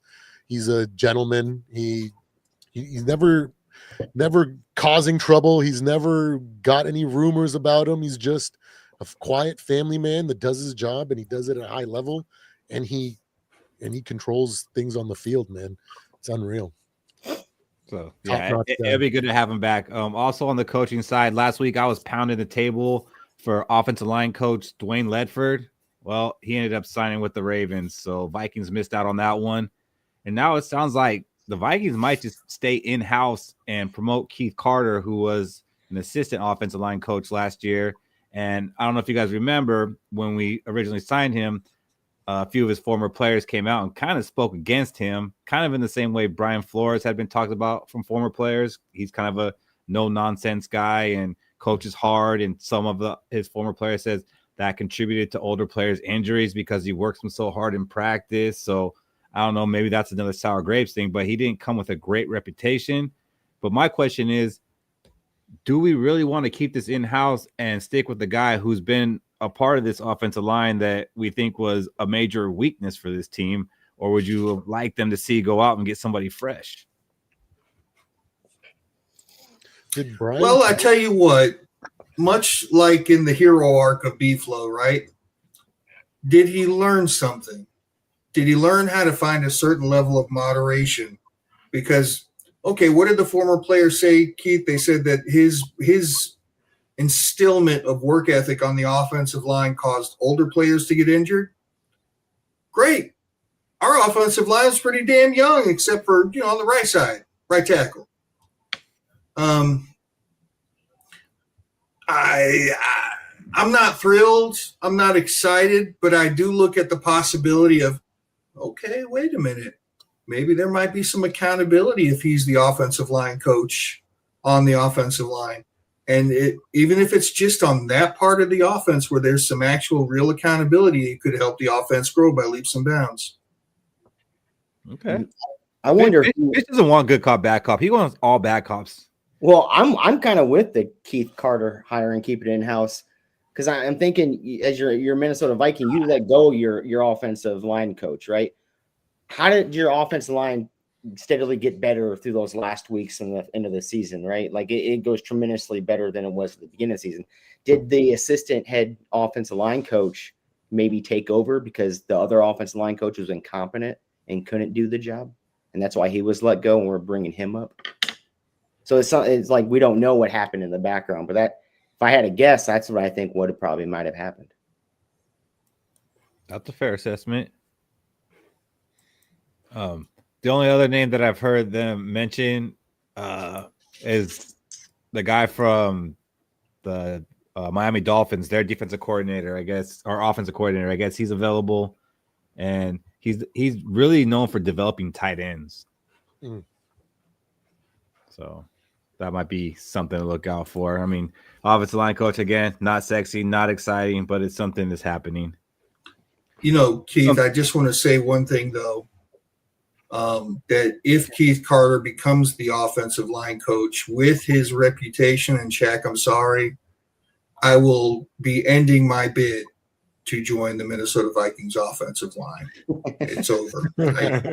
I don't know. The way you've been working out lately, I think you could hang. No, I couldn't. As a matter of fact, the way I've been working out lately is verifying the fact that I'm pretty far removed. Now, maybe if Ed Donatel was our offensive line coach, maybe I could have been hidden a little bit, but as it stands right now, nope. My bid to join the team is over. I'm sorry. But Fish, with our coaches and our scheme, you just might be able That's the whole problem, Shaq, is with this coach. And yeah, Rinaldi, I'm aware of this as he points out that our run game coordinator is actually like a former running back, and he works with the running backs, which I don't think that's too common. I think a lot of times the offensive line coach is also the run game coordinator. Not always, but I've seen that more common. So that could be a reason. Like maybe they want to hang on to this Curtis Modkins guy, and maybe other candidates were like, no, I want to do the run game, and the Vikings aren't giving that up. I don't know. That's an interesting dynamic. Wish we had Eric Bieniemy. I wanted Bill Callahan, but Wes Phillips is still the OC, still not knowing what he does here. Part of that witness protection program. So let's address another rumor that's been popping up, which I find these rumors kind of funny because they involve trade talks, and teams can't talk trades right now. But there's people out there that say they have heard that the Vikings have already made trade offers for Joe Burrow. And one of those trade offers, it is J.J. McCarthy, Jonathan Grenard, and 2 first-round picks for Joe Burrow. I'll start. Does that do anything for you guys right now, or is that just is too unbelievable right now? Absolutely not. Like, even if we kept all those guys except for JJ, let's say it was just a quarterback swap like that, we're more than just a quarterbacks away from being able to compete for a Super Bowl. We lack depth. You think with the O-line the way that it is, and having to improve, we need to get another center because has to retire. I don't care. I don't want him back, even though, he's done admirably to try to come back and work his way back, but that many concussions, you know what I mean? Like, if we just swapped in Burrow, like that's not gonna do us much more than what Sam did, get us to the playoffs and making a decent playoff run. But I'm going to heavily disagree here. Yeah, you too. I'm sorry, buddy. I'm way against you on that one. Do I think that's going to happen and it's real? No, I don't. But do I think that we aren't just a Joe Burrow away from being a Super Bowl contender? No, I think we are. Especially our offensive line had played great towards the end of the season, and we do have a great offensive line when healthy. So as long as those guys stay healthy, yeah, we do need a center. But Brandel, he played good at center. We don't know. We might have our center. We have 10 draft picks. We are going to go out and get a free agent. We don't have a lot of money, but we will sign somebody. We have one of the best receiving corps in the NFL. We have a good running back in Jordan Mason. Aaron Jones is good, but we might replace him. If we replace him, it's going to be somebody that's better than Aaron Jones. So, like, our offense is ready to roll. We have a top 5 defense. The only reason we're not in the playoffs is because of the quarterback play last year, and that was with the offensive line that we had. No, I think you put Joe Burrow in this team as constructed, we would be a top 5 Super Bowl contender in the books. Yeah, 100%. I know it's a total fallacy. But trading Grenard helps mitigate the cap issues that I was concerned about. Dallas Turner emerged. He could jump in as that replacement, be good enough in his 3rd year. If that could somehow happen, we are immediately a Super Bowl contender, and not as just like hearsay, talent wise, with that guy as our quarterback. If it could, it's a fantasy, but we would immediately become Super Bowl favorites, and they would be predicting us to win the division next year.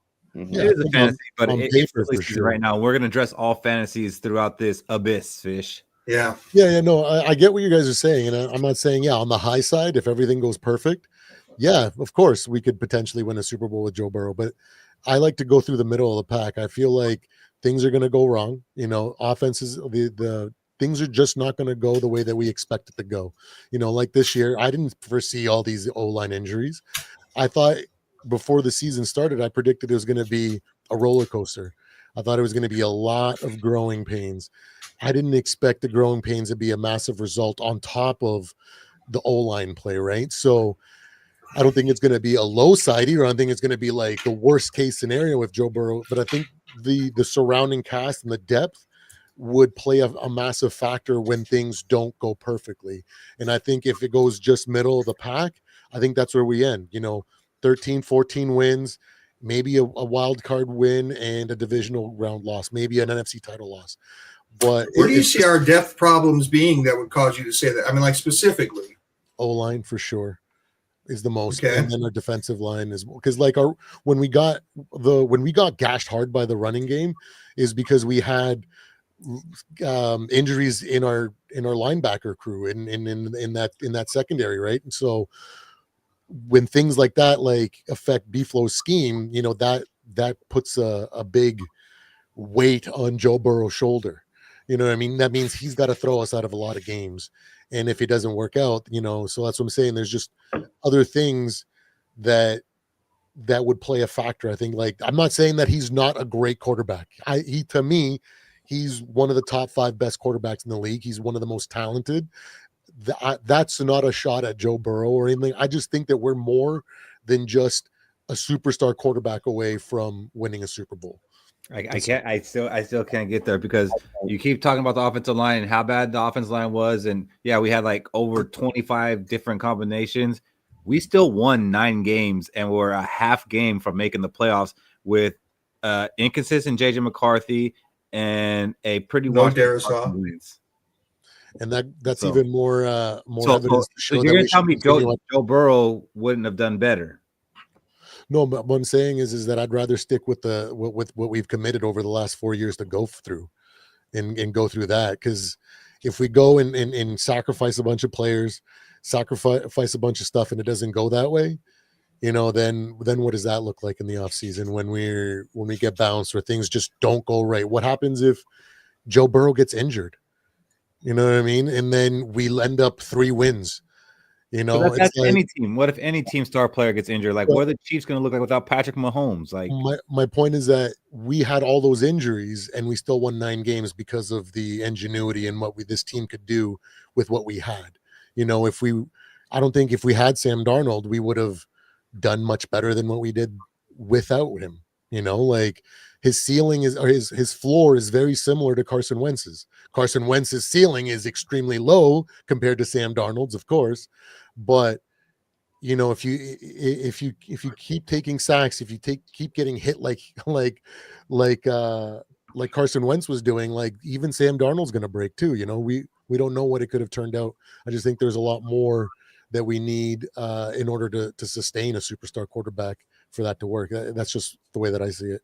I think we have enough to sustain the superstar quarterback, because you're talking about a superstar quarterback, not Darnold. So when you get into the playoffs, there's 2 things that get you to a Super Bowl.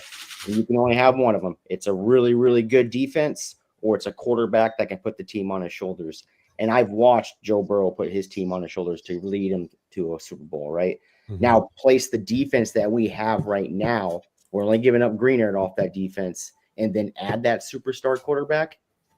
That's a Super Bowl run, in my opinion, especially if they can make the playoffs. It's just making the playoffs is going to be the toughest. And let's keep it real. It's probably only a 2-year run before we have to start cutting names. But yeah, the thing is, injuries are such a big factor now. In the last few years since we cut the 2-a-day practices in the late 2000s, and then since we cut the 4th preseason game. These players are spending all off season and OTAs and then joint practices running at like 40% speed. And then they go into the season after running at that speed and then being asked to play at 120%, and then they're getting injured because their bodies aren't conditioned like they used to when they used to play twice and do 2-a-day practices and play 4 preseason games and get a full half. You know what I mean? So we're going to see a ton of injuries, especially in that's why we call the September, the extended preseason, right? So there's so much more volatility than previous seasons. So that's why I factor that in a little bit, So we talked about injuries. So when I said this offseason, I said if JJ McCarthy goes down, season's over. I said right at the beginning of the offseason, it's over. There's no difference from Joe Burrow going down next year for our team than JJ McCarthy going down. Even if we do sign a veteran quarterback as the backup to finally have one, right? We're not making the playoffs if JJ McCarthy goes down with injury. So it's like, who would you rather have, this superstar quarterback or JJ McCarthy? If both of them get injured, it doesn't even matter. The season's over. True. Considering how they were saying that JJ McCarthy's ceiling was Joe Burrow, and I don't know who said it, but I heard it being said, so it was said. let me just have Joe Burrow and get rid of a guy that could be a cap casualty and a trade candidate anyway to help mitigate it and only give up 2 firsts to have our run. I'll take it. That scenario, like I said, fantasy, don't think it happened. But if that scenario could happen, I would be down for it because you're not talking about Sam Darnold here. You're talking about a bona fide, probably top 3 quarterback in the league. I mean, who talent-wise, the ability to play and all that other stuff is better than him? Who, Mahomes and Allen? Those are probably, and that's it. Mm-hmm. That's it. End of story. Give me the number 3 quarterback in the league, and this team for 2 years, we're going to win a Super Bowl. But there is a contingency on that. They have to sign Eric Wilson. Yes. Eric Wilson's a and quite frankly, the losing the 2 first-round picks don't scare me at all because our damn GM can't draft anyway. So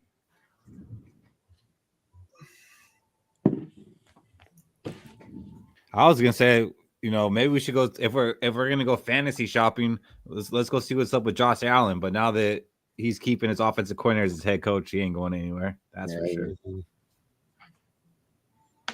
Bills are gonna steal Jefferson. Crazy. It was reported a couple times. Well, first early in the season that, about 3/4 of the season that, even if the Vikings had lost out and won no more games after, I forget which week it was, like 10 or something like that, Kwesi and KOC, their jobs weren't even on the line, right? So the Wills believe on them that much. That leads me to believe that whatever vision or whatever game plan that they've sold them on, they're probably ahead of schedule for them to have that kind of confidence on them, right? And then on top of that, name another coach that could have gone through what we went and won more than 4 games. There's really not that many, if any, that were up for head coaching jobs, should I say. So it's one of those things, right? But we've already spent so much time investing in this process, right? To bring B-Flow in, bring that defense, bring the supporting cast to where it's at, so we could draft a rookie quarterback and then develop them to then just move away from this. That's investing 5 years now that we're 4 years now that we've been working towards this. So I just don't think I don't think that they'd make the trade, even if I think it's more rumors than anything to create buzz. But and 2, Joe Burrow basically dictated all the stuff that happened this year with that team. They paid T. Higgins, they paid Hendrickson, and doesn't he have a no trade clause, right? He'd have to waive that as well, right? So there's a lot of things that have to happen for it to go down. I think he'd probably retire before he allowed a trade to happen. You know what I mean? So, I think he would allow a trade to his LSU buddy Justin Jefferson. Yeah, let's say we do keep JJ McCarthy, right? And we definitely need a veteran quarterback behind him, someone to mentor him. Just so happens today it was reported by The Athletic that Mr. Kirk Cousins himself is going to be released from the Atlanta Falcons.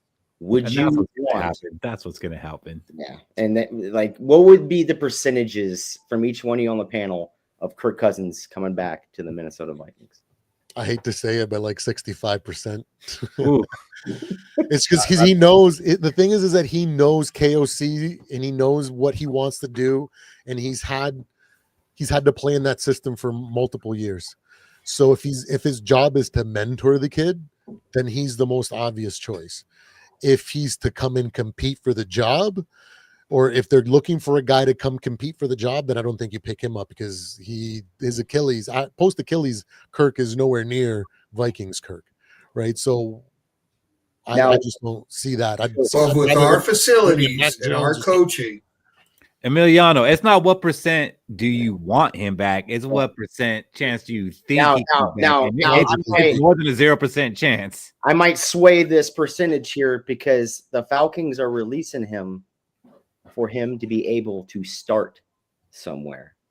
No, because he still wants to start, which is basically them saying you're not going to start here, so go ahead and try. But I don't know who's out there that's going to want to start him, and I don't think that Kirk Cousins is just going to sign with any team because he could start for them. Like, he's not going to go play for Cleveland. But what if he doesn't get that starting position and he moves on to something else he's been doing for the past couple of weeks? So what is that? Oh, no, I don't think he's done playing football. My answer to your question, Keith or Cody or whoever posed it, is 99%. They release him, he's coming. Whatever the capacity, he's coming. And if KOC says, screw kind of like them statue quarterbacks that'll just take them 5 and 7 step drops and shut up, then guess what? 99% Kirk Cousins is going to be a Minnesota Viking again. Because by God, when he goes into the Hall of Fame, it's going to be as a Viking. I mean, honestly, it's not like we go out and make a trade. Who is it going to be? So the trade options, the names that we've heard, even wild ones, would be Joe Burrow. We've heard Lamar. Those aren't going to happen. And then the ones that could happen, but I don't see happening, is Tua or Kyler Murray. After that, who is a better option than Kirk Cousins to come in to at least be the competition for JJ McCarthy? Justin Fields. Tua after B-Flow, he's not coming to Minnesota, right? Okay, so there you go. That one's out. Kyler had to have a clause in his contract so that he stopped playing video games and studied the playbook. Do you think they're going to bring in him to try to run KOC's offense? That's one of the most complicated in the league. It would be honestly the kind of thing we do. If it's a guy to compete for the job, I feel like it's going to be like a Mac Jones, somebody that's got some real potential. Somebody that they think that could actually play. If it's just about mentoring JJ and getting him to the next level, I think it's a no-brainer that it's Kirk. Even though I wouldn't want to see it, because then that whole controversy and the whole everything comes up. Even though at the time I really appreciated Kirk for what he did for the organization, is bring stability to the quarterback position. Because before then, I don't know if you guys remember, we had Matt Castle, Sam Bradford, Case Keenum, Teddy Bridgewater, just back-to-back guys with no stability at quarterback. So it was nice to have a guy that we had at quarterback, even though it was Kirk Cousins year after year after year. But what has Kirk Cousins done ever in his career that would make anybody think that he would be a good mentor for a young quarterback? That's what I'm saying. He probably doesn't want to. He'll probably most likely, if Phillip Rivers decides not to come back, he'll probably start in Indy, because he knows that with Danny Dimes isn't going to be playing until like week 10. So he's got at least 10 weeks or something to prove that he's the starter there. He's going to want to go to a team that he feels like he can start and win the position and hold it for the season. I don't think he has that feeling with Minnesota. Go to the Jets. Please, Kirk, go to the Jets. Make the prophecy come true. For a 1-year bridge quarterback for the Jets before they draft one next year. Yeah, they got the draft capital there, man. That team's going to be interesting in a couple of years. So, Shaq, who are you bringing in then? I mean, I showed the list. I don't know if you saw it. Like, it's not a great list. Who are you bringing in? Like, okay, you said Justin Fields, but if you're bringing in Justin Fields, you might as well just say JJ McCarthy's the starter. Put the list up again. Sorry, I missed it. He can start. JJ McCarthy can start as long as we have real competition behind him. Justin Fields, Teddy Bridgewater, Tyrod Taylor, Zach Wilson. All these quarterbacks are somewhat real competition for Justin. For JJ McCarthy. No reason Max Brosman should be backup quarterback to JJ McCarthy next year. There's no reason why Carson Wentz should be signed a week before the season start to be the backup quarterback. There's no we need backup quarterback right now. Get him in the program right now and tell him the job is open. Do with that information what you want. I think it should be Tyrod. Because he's tore his knee, Emiliano. He tore his ACL the last game or the second to last game of the season. Yeah, he's gone. But yeah, no, I think Tyrod would be the best option because he's a backup and he's already comfortable with being a backup for years now. And when he has to play, he plays pretty darn good. You know, he's got a similar. He doesn't play like JJ, but he's got that dual threat in him. So it's not like you have to rework the offense for when he has to play. You know, that you can kind of run something similar. With Kirk, you can't run the same offense as JJ, right? So like, no, you could run KOC's offense with Kirk. You can run KOC's offense. That's true. But I think they're really committed because at the later part of the season, Kwesi was interviewed and he said, "Hey, you know, I really like what we've seen from JJ. He's shown us a bunch of Clark Kent, and he's also shown us a bunch of Superman. You know, there was a lot of growing pains, but that's what you expect from a young rookie quarterback, right?" So to me, that tells me that they're sold on this kid. His work ethic and what he does in the building, what we don't see is what has him over the top over anybody, right? So I feel like if they were to bring Kirk back, it's just to mentor him. And if Kirk, I don't think Kirk wants to play backup. He didn't want. That's why he left in the first place. You know what I mean? So I don't know. Did you hear the last presser from KOC and Kwesi? It No, I sure wasn't sounded there. like that they were definitely interested in having another quarterback. If JJ McCarthy can't do the things that KOC wants to do on offense, they're not interested in tailoring the offense to what JJ McCarthy can do. Mm-hmm. So if JJ McCarthy can't do what KOC wants, they're going to go out there and get somebody who they think can. Yeah, they expect him to develop into that. But no, I didn't see the presser. I was at South Beach then, I think. People are saying Joe Milton. It's going to be a quarterback who has started a National Football League game, right? And who is either a legit starter and quarterback or is a legit backup quarterback. Yeah, like I don't want to hear Anthony Richardson. I don't want to hear Joe Milton. Like you're bringing in the same thing as what you already got at home. You might as well just keep working with that. It's going to be somebody that could, throw that deep ball consistently, and it's going to be an older guy. It's going to be a veteran. Mm-hmm. And I've said it before. Other people have said it before. Why Mac Jones? Why would the 49ers get rid of Mac Jones? Yeah. Like Brock Purdy gets injured fairly often. Without having Mac Jones as their backup quarterback, they don't go into the playoffs like they did. They probably miss it. So why would they get rid of him? And if they do, the price is going to be high. And then if you spend that kind of draft pick on him, now you know what? You probably got to sign to a contract. Yeah, absolutely. Yeah, I think Tyrod is the best choice there if you can land him. I'm thinking Kirk over Tyrod. Vikings, at this point. But I think the Vikings are going to go with Kirk. You know what I mean? Because that's just what Vikings do. You know what I mean? Sometimes when it's a 50-50 choice like that, it's like when they look at that, it's like a 50-50, Tyrod versus Kirk. They're going to go with Kirk. They're always going to take the wrong side of that 50-50. You know what I mean? That's just what we do. We make mistakes like that. But I would prefer Tyrod because I think he's just a professional backup. And he can do the things I think I'd rather have Carson Wentz than Tyrod. Well, what we want I think the biggest, what hinges on this backup quarterback situation, we want a quarterback that can win us more than 2 to 3 games. Like a backup should, you only need him for 2 or 3 games. That's it. But now we're talking about, we might need this backup for 7 to 9 games. So that's the type of backup we're looking for.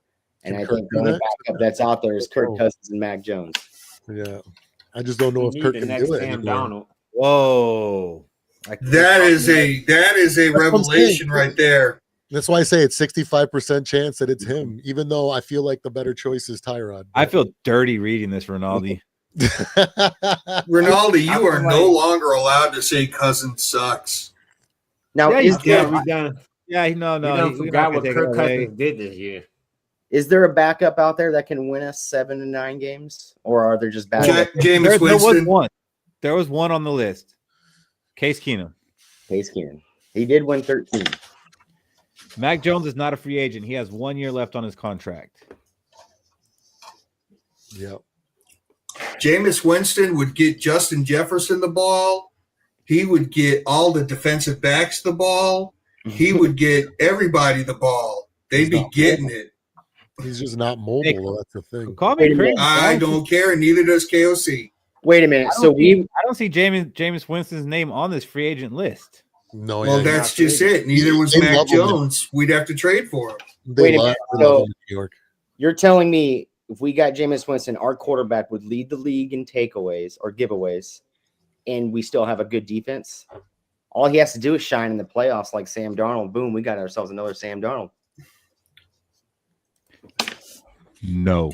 Oh. Tell me you want to get banned from the channel without telling me you want to get banned from the channel.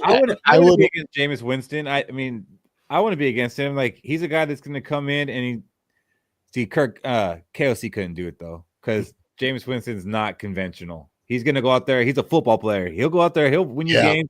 He'll cost you games, but he'll win you games by the way he plays as well. But KOC doesn't play that. He's like a way better Josh Dobbs, and KOC's not having that. Yeah. And you wouldn't need the AI pressers; just the real pressers would be good. We just need him to. We just need him to make up for the turnovers he's about to have, and just shine throughout the playoffs, and we'll be good. We're in a Super Bowl. I agree. We should dump Rosemer and bring in Case Keenum for sure. But then we can still bring in Kirk too. Let's get the whole band back together. Yeah. See, here's the thing: Keenum and Kirk were not the band, but Kirk they were was the replacement lead singer. So I'm just saying, let's link them all up. That the last three quarterbacks for the Vikings, because we're keeping JJ McCarthy too. I think Anthony saw that we're giving up too early. I'm not giving up on JJ McCarthy. If we're gonna go into this season with JJ McCarthy as QB1, I'm down for it. But we do need some insurance. We do, and I would like it to be at least a step up from Carson Wentz at a minimum. For me, I've seen enough. I think JJ is the guy going forward. We just need I don't think we need someone to compete with him. I think we need a mentor. I think we need someone that's a professional backup that can play really well at times, and just hoping that we don't get that injury bug as bad as we did at the beginning of the season. And if we can avoid the injury bug, especially at the O-line, I think that JJ will surprise a lot of people.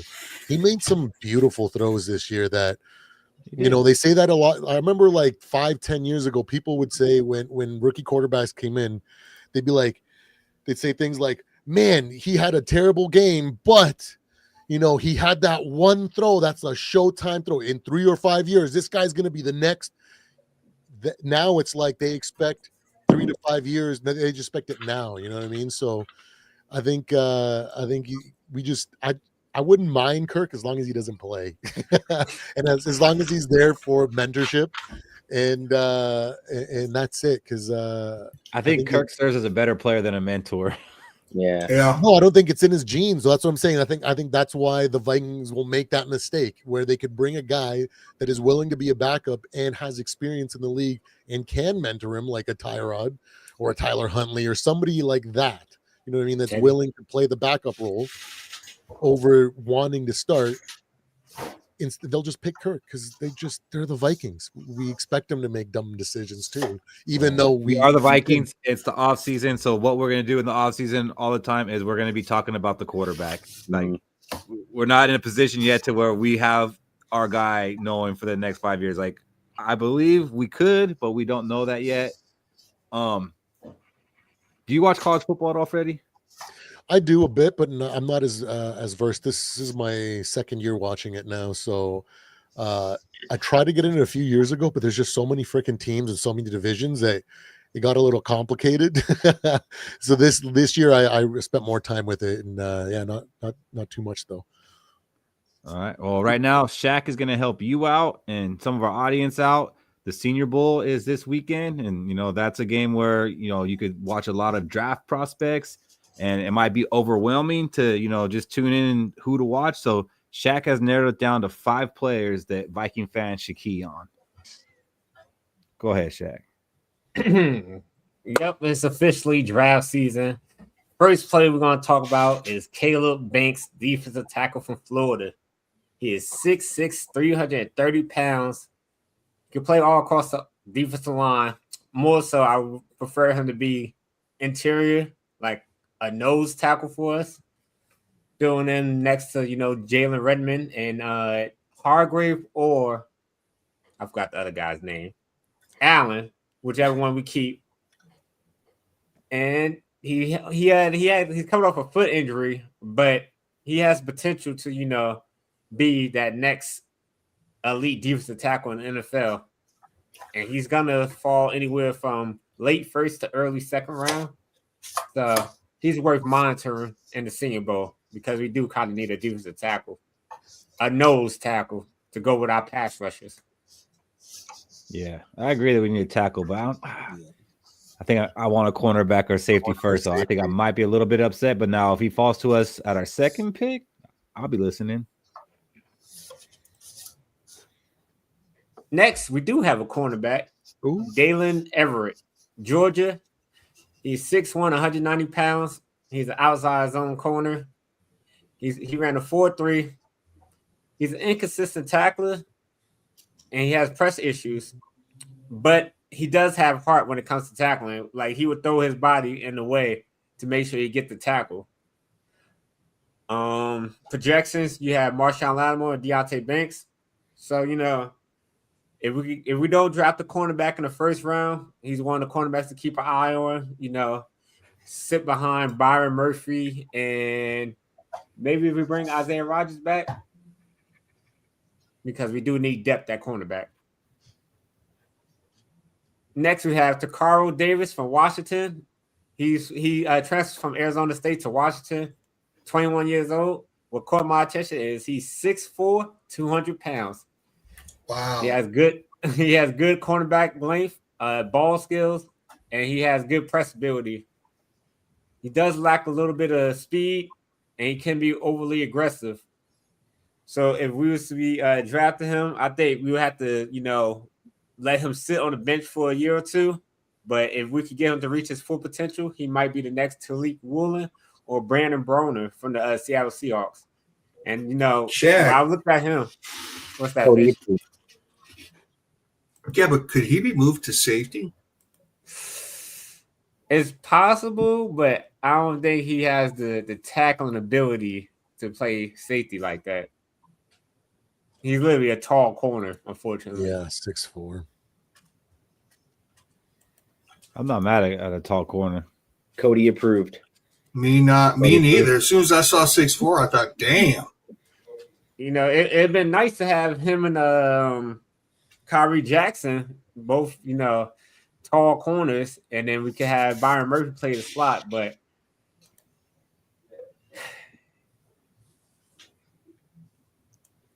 it is what it is. Next, we have Justin Jolie or Jolly. When I was watching the tape, they was calling him Jolie, like Angelina Jolie.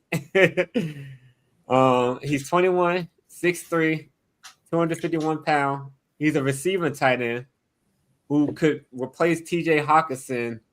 And, you know, he'd be a nice 1-2 punch with Josh Oliver. Josh Oliver being our blocker tight end and Jolie being our receiving tight end. Give JJ McCarthy a nice easy blanket in the middle of the field, while Justin Jefferson and Addison is on the outside. Comparison is Isaiah Likely and Janu Smith. Dude, look at the legs on that guy. Mm-hmm. A monster. Yeah, we need to move on. He's a monster. He's one of the best pass catching tight ends coming out in this draft. And if we are going to move on from Hawkinson, I'm okay that he's not a great blocker. I want a pass catcher. Yeah. I want that blanket. People in the chat. I think Oliver is definitely capable of replacing Hawkinson. Like, he's too expensive at this point. I get he's got a lot of talent, but yeah, a guy like this to back up Oliver and do some dirty work, be nice to have. If y'all in the chat haven't seen what this guy has done, go watch the Senior Bowl practices in the game. I promise you he's going to make an impact. This dude is a monster. Yeah, I have a feeling when we go through our players to do videos, this guy's going to be part of that. And he was only behind Tyler Warren and Heron Fenton Jr. For the last 2 years in receiving yardage. Damn. Nesbitt is a tight end, Sparky, but not quite on this level. But if we don't go tight end at all in this draft, Nesbitt might have a chance to crack the roster. Well, he got to get his blocking up. That's what's holding Nesbitt back. Ooh. And my favorite prospect from the Senior Bowl is Nicholas Singleton from Penn State. 22 years old, 6 feet, 224 pounds. He's a dual threat running back. He runs angry. He has breakout ability. You know, what we've been lacking since Dalvin Cook was healthy with us, that hit the hole and he could take it anywhere on the field to the touchdown. He was considered to be running back 1B with Jeremiah Love, but he took a step back last year. So I'm hoping maybe if he fall to us in the second or third round, we could scoop him up, have him sit behind maybe Aaron Jones and Jordan Mason. And then once Aaron Jones retires, or if we cut Aaron Jones, he could be a perfect 1-2 punch with Jordan Mason. But I do like his breakaway speed. I'd be interested in this one if we do go running back and if he actually lasts till round 3. Yeah, I like that. I don't know if the note said lacks wiggle agility. He's a one cut. So why do we need a second Jordan Mason? Oh, because he has speed. He's not going to get caught if he actually see the hole. He's not Jahmyr Gibbs. He's not Jahmyr Gibbs.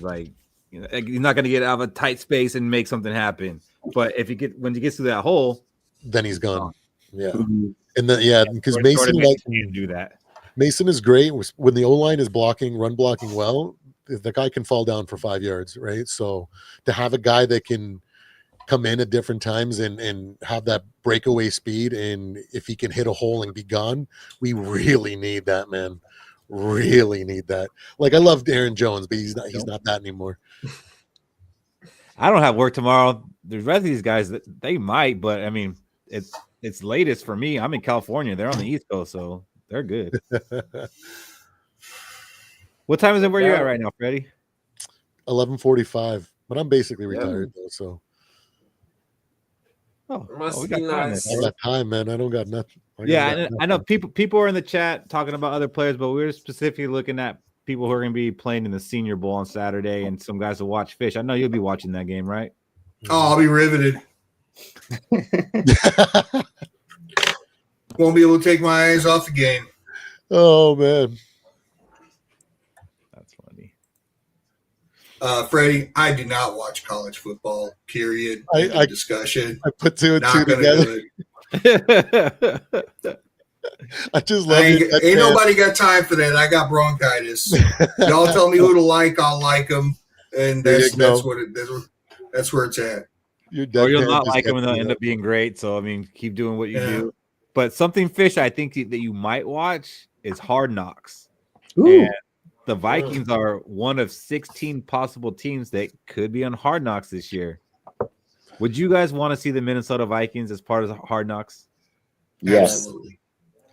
Yes, because I want to see what's going on behind the scenes.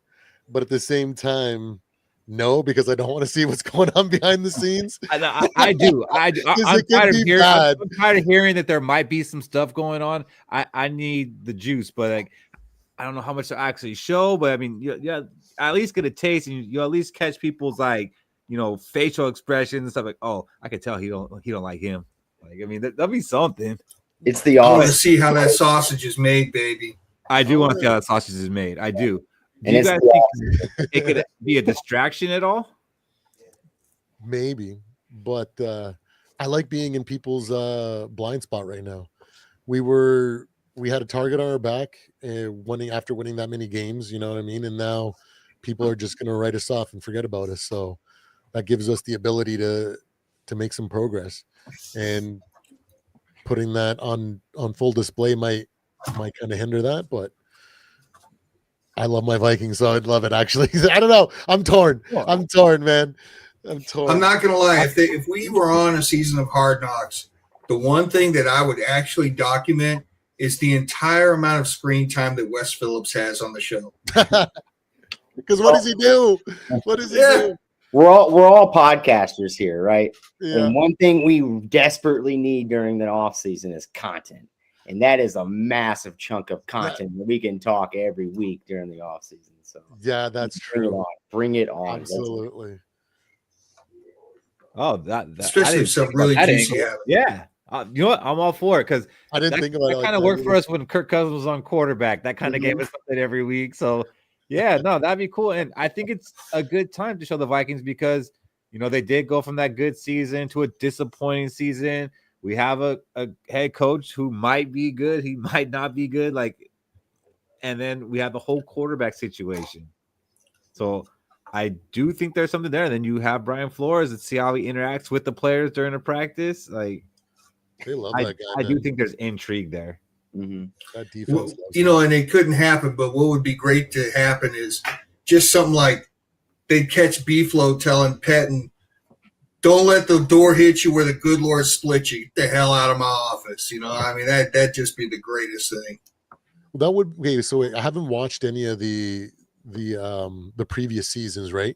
Would that actually be this off season or would it be airing from last season? It would be the upcoming season. Oh, okay, yeah. So yeah, that's what I expected. Is yeah. So We'll find out too. We'll be seeing how much of a mentor Kirk Cousins really is.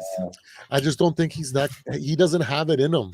He thinks he's a winner and he wants to freaking go out there and play. So I think that'd be a stupid move. Like I wouldn't make that, but I feel like the Vikings are that they make at least one dumb mistake like that a year. So it is what it is. Yeah, J Viking 74, Emmett Johnson. Yeah, I watched it. I watched his highlights, and I just said, "Ooh." I really want a nice young running back, someone with fresh legs that's got a lot of breakout speed that can complement Mason. He needs it, man. I think we will get one in the draft. I mean, we were talking about that before the show, that there's actually a good amount of running backs in this draft, like not necessarily first rounders, but good impact running backs, and you can find the second to fourth round. Man, we definitely got the wrong Cook brother, man. Frick. Well, now we didn't know then, No, Dalvin Cook was a beast, man. Like he was good. He had a good O-line though. Brian Dalvin Cook for James Cook. He had a good. I mean, you remember James Cook's rookie season? We played them, and Dalvin Cook was all over the field, and James Cook couldn't do shit. So no, it took a while. I mean, literally, it did nothing. It took a while because he didn't even start at Georgia. He was a backup to Zamir White, that's on the Raiders or was on the Raiders. Who would have known he had the higher ceiling at that time? And especially what we had seen going into the draft and everything, right? Like nobody could have predicted that.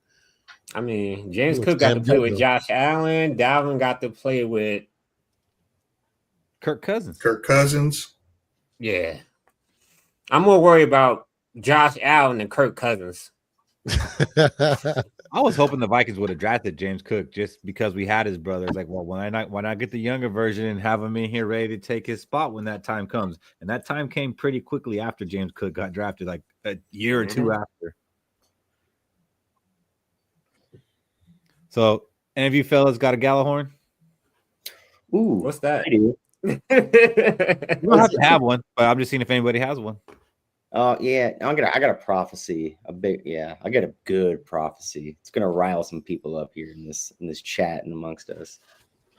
Fish usually has one for us. I'm putting you on the spot. Nah, I really don't have one that I'd be ready to jump up. Oh, just a hot take? Okay. We do hot takes and predictions right now. I'm just seeing if anybody has a hot take. Vikings specifically, or just NFL in general, or NFC North? Anything. I got one. Us Vikings fans tend to blame the quarterback more for the Vikings' failures than the actual Vikings team for why we always have shortcomings when it matters most. Yeah, it's pretty good take. But is that a good thing? Like, is it a good thing that the coach is not as reactionary as us? Because we're very reactionary. So, Shaq, during those years where we were saying, well, if the offensive line was better and the defense was better, Kirk Cousins could have won us more games. Yeah. Okay. I still feel like the majority of the fans was saying it's more so the quarterback. It's always the quarterback's fault why we're not winning these games or in the Super Bowl. It was kind of that battle. You had the Kirk blamers, and then you had the Kirk apologists who were saying offensive line and defense. I mean, I think it's fair to blame the quarterback. They're the ones who are paid the most because they are the most important on the team. Like we said earlier in the show, look at all 4 teams that were in the conference championships. All have good quarterback play all season. So, I mean, it doesn't matter what quarterback Minnesota you get the credit, you get the blame. NFL's got to stop playing people for their potential, and because it's getting out of hand. Like some of these guys that are getting paid, they haven't done anything, and then they're getting paid so much, and it's ruining everything else, making people reach for quarterbacks or for other players because, well, he could potentially be that guy, and then it just goes south, and then the market's just completely skewed, and everybody's got to overpay for average at best, But yeah, let's go. Let's go really wild. The Vikings bring in Shador Sanders to compete for the quarterback position with JJ McCarthy. Let's go something crazy that's not going to happen. Let's throw that hot take out there. I don't. So that'd be more of a prophecy, which we're about to get into. But I'm just going to say I don't see it. Like they're not going to bring in somebody who's like at the same place as JJ McCarthy. Like I know that's why I'm throwing something that's so wild and hot that it wouldn't. But you want a hat? You made a fan. You made a fan with Tommy. There you go. Tommy, go give this man a subscribe.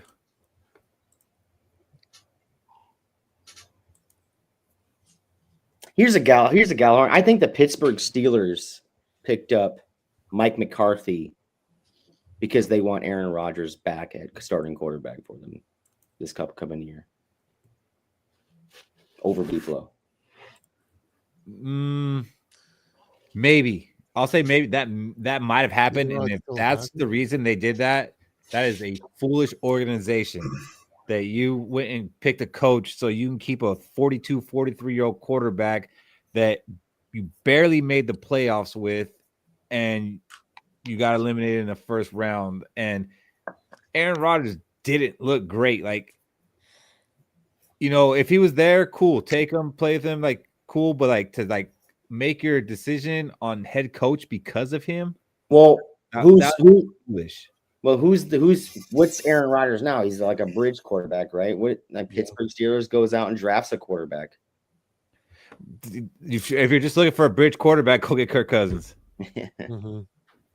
If you here's a decision on wanting to keep Aaron Rodgers, that would be super foolish. And I don't take the Steelers franchise to be super foolish. I got a Gallahorn. The NFL is not rigged, and it is a 100% coincidence that their preseason Super Bowl promo poster had Drake May and Sam Darnold standing the closest to the trophy. I like that. It was. I saw that post. I had the picture. I wish I had it on this laptop so I could have brought it up, but I don't. I don't buy that the NFL is rigged at all. Like, can the refs do some things to skew a game? Sure, but that's about as much as can be done. The players aren't in on this, and you would need the players in on this. It's too hard to rig, but in that you've never seen The Longest Yard. You can shave points as a player. Yeah. But no, you can, but like to rig a whole league, you need a lot of cooperation. Yeah, exactly. Are there players out there selling? Sure. I mean, it's you've been seeing it happen in baseball and basketball, for sure. Sure. I will say this, Keith.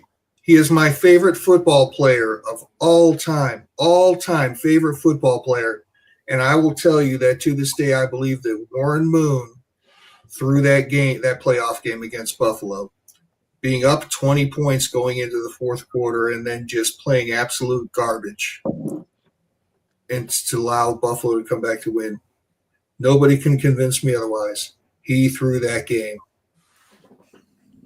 And he's my favorite football player of all time. I will say you don't need the players to rig games. All you need is the zebras. The zebras will make any team look elite. Then why didn't the Chiefs make the playoffs this year, Shaq? Because they said, fuck the Chiefs. That's literally what they Your run's done, son. Like, we saw the Chiefs without the rest for the first time in a while, and that's exactly what happened. The Chiefs went over to the Patrick and said, "Hey, bro, you need to get hurt." What's up, Norris? Yeah, I'm still not buying that. It's real to me, damn it. Like, no, We was talking about wrestling behind the scenes. They might as well just have promos right before the week matchups, just trash talking each other before Sunday. If you notice the player introductions, they look more like wrestling entrances now. It's a good observation. Oh, Shaq. He knows. He was the one. My boy How's was that the for one. He timing? put me on to the ref cheating. He's like, I just stepped in here, and as soon as I step in here, it's Chief slander. Oh man, Emiliano, Bill Belichick, Minnesota 2027. Come on now. And I do think it's crazy that Bill Belichick is not getting into a Hall of Fame this year. That is wild. That is so wild. He should have been a first ballot Hall of Famer without even a second thought. Like, what the hell is going on there? Do you know who else is not making the Hall of Fame? Who? Eli Manning on his second year of eligibility. That just means our man that's in there is moving on up.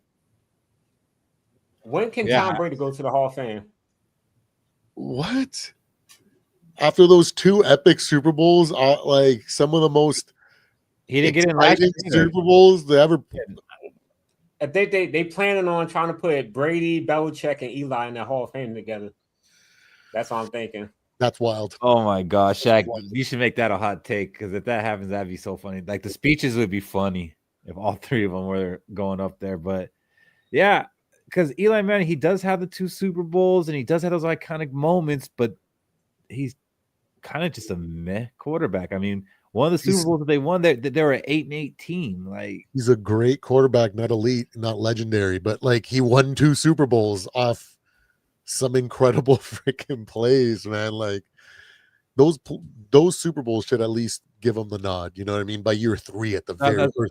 I don't know. Does winning 2 Super Bowls give you an automatic nod? Because that's the only way that Eli Manning is a Hall of Famer. Like I don't think his body out. Like there's some players like they're a Hall of Famer and they don't need a Super Bowl to validate that.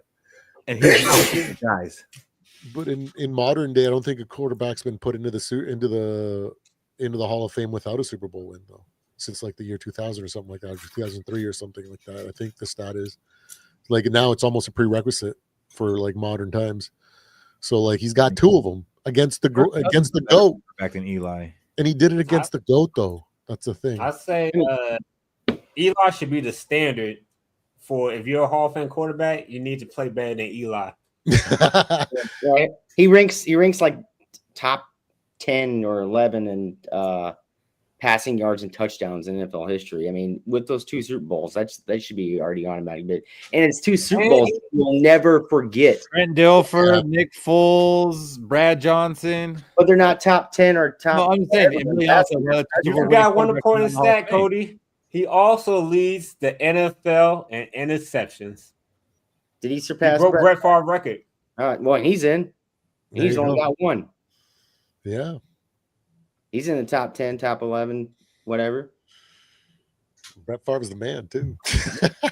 But interceptions, not passing touchdowns, interceptions. Yeah. Most interceptions thrown. And Brett Favre's number 2. Yeah, and he's in. Or he's going to get in. Or he's in, yeah. My bad, Million. I read that question wrong. I thought you were asking for like 2 quarterbacks that won a Super Bowl, not what quarterback won 2 Super Bowls. And like with Eli Manning, his 2 Super Bowls, you'll remember them. You'll remember them for the rest of your life. Does anybody remember Brett Favre's Super Bowl against the Patriots? Only because I was the first Bowl I watched. Do you think of a play that happened? You know, no, I can't. Yeah. Desmond Howard kick return for a touchdown. Yeah, Desmond Howard's kick return. I think he was the MVP of the game. Yeah. So it's wild. Damn.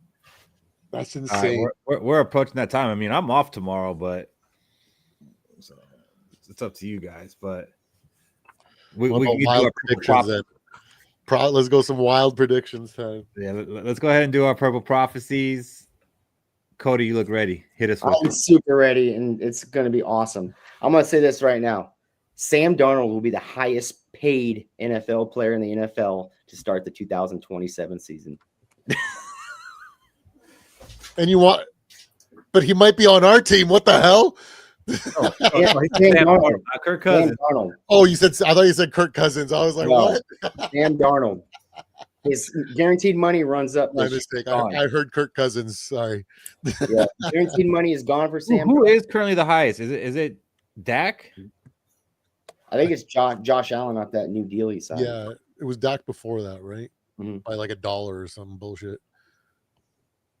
Okay. Nah, man. Nah. I can't. Nah. Like I do think he's definitely going to get a new contract, like, because he doesn't have any more guaranteed money. He's only scheduled to make like 30 million. I do think he gets that bump into like the 40 million. Even without winning the Super Bowl, I think he gets it. Highest paid. I mean, you look at Joe Flacco. He won the Super Bowl MVP. Highest player. Joe, I remember Flacco also getting had the a- highest paid. I was like, what the heck? Joe Flacco also had a horrible first 2 years in the league too. He was rough. That'd be league in interceptions. It was looking bad, and everybody was, the defense carried him. He's garbage, and then was MVP of the Super Bowl like 5 years later. You know, it takes time.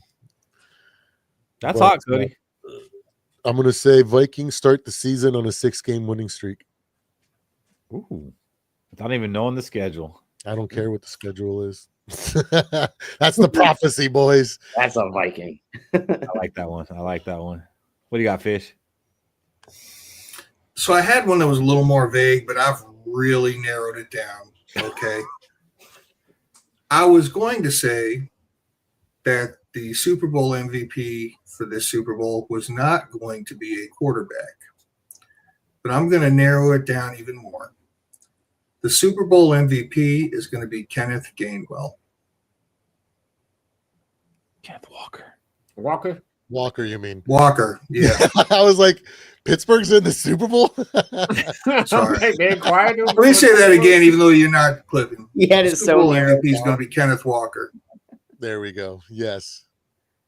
He's a beast, man. That guy can run the ball hard. Holy crap. Yeah, it's crazy what happens when Zach Charbonnet is not playing. Yeah, and the thing is, Kenneth Walker's going to be a free agent this offseason, and we might have had a chance at him if it wasn't for these last couple playoff games. But if they go and make Sam Darnold the highest paid player in the NFL, can they afford to have Kenneth Walker? That's a good point. Hey, see where my Good mind's thinking? See where this Good mind's point. thinking? You know what I'm Good point. saying? All right, I'm going to go with in the Senior Bowl on Saturday, one of the players that Shaq talked about today will either score a touchdown or be involved in a turnover. Like it. Hey. And when I say be involved in a turnover, I'm not saying they're going to deflect the ball. Either they're going to get an interception, recover a fumble, or force a fumble that gets recovered, or they'll score, or one of the offensive guys will score a touchdown. Let's go. I got faith in the Shaq 5. Shaq 5. All right, what do you got, Shaq? Okay, so my purple prophecy, E has said it in the chat, but I'm gonna go with it. Sam Darnold will be Super Bowl MVP, and then I'm gonna be drunk out of my mind. Cool. When that happens, Shaq, I want you to tell us what's it like for your team to win a Super Bowl. Like, I want to hear that because I don't know what that feels like. Because I don't know It'll what that be feels like. amazing. So I'm gonna need to, take your word for it. It's like a pregame, before you go to the club. I'm about to see how it feels to win the Super Bowl, and I'm gonna come back and give y'all the inside feeling. But then you know what? Sometimes you realize the pregame was the funnest part. Yeah. Yeah, because that's before Can't the win ugly them all. lights come on, Shaq. You can't win them all.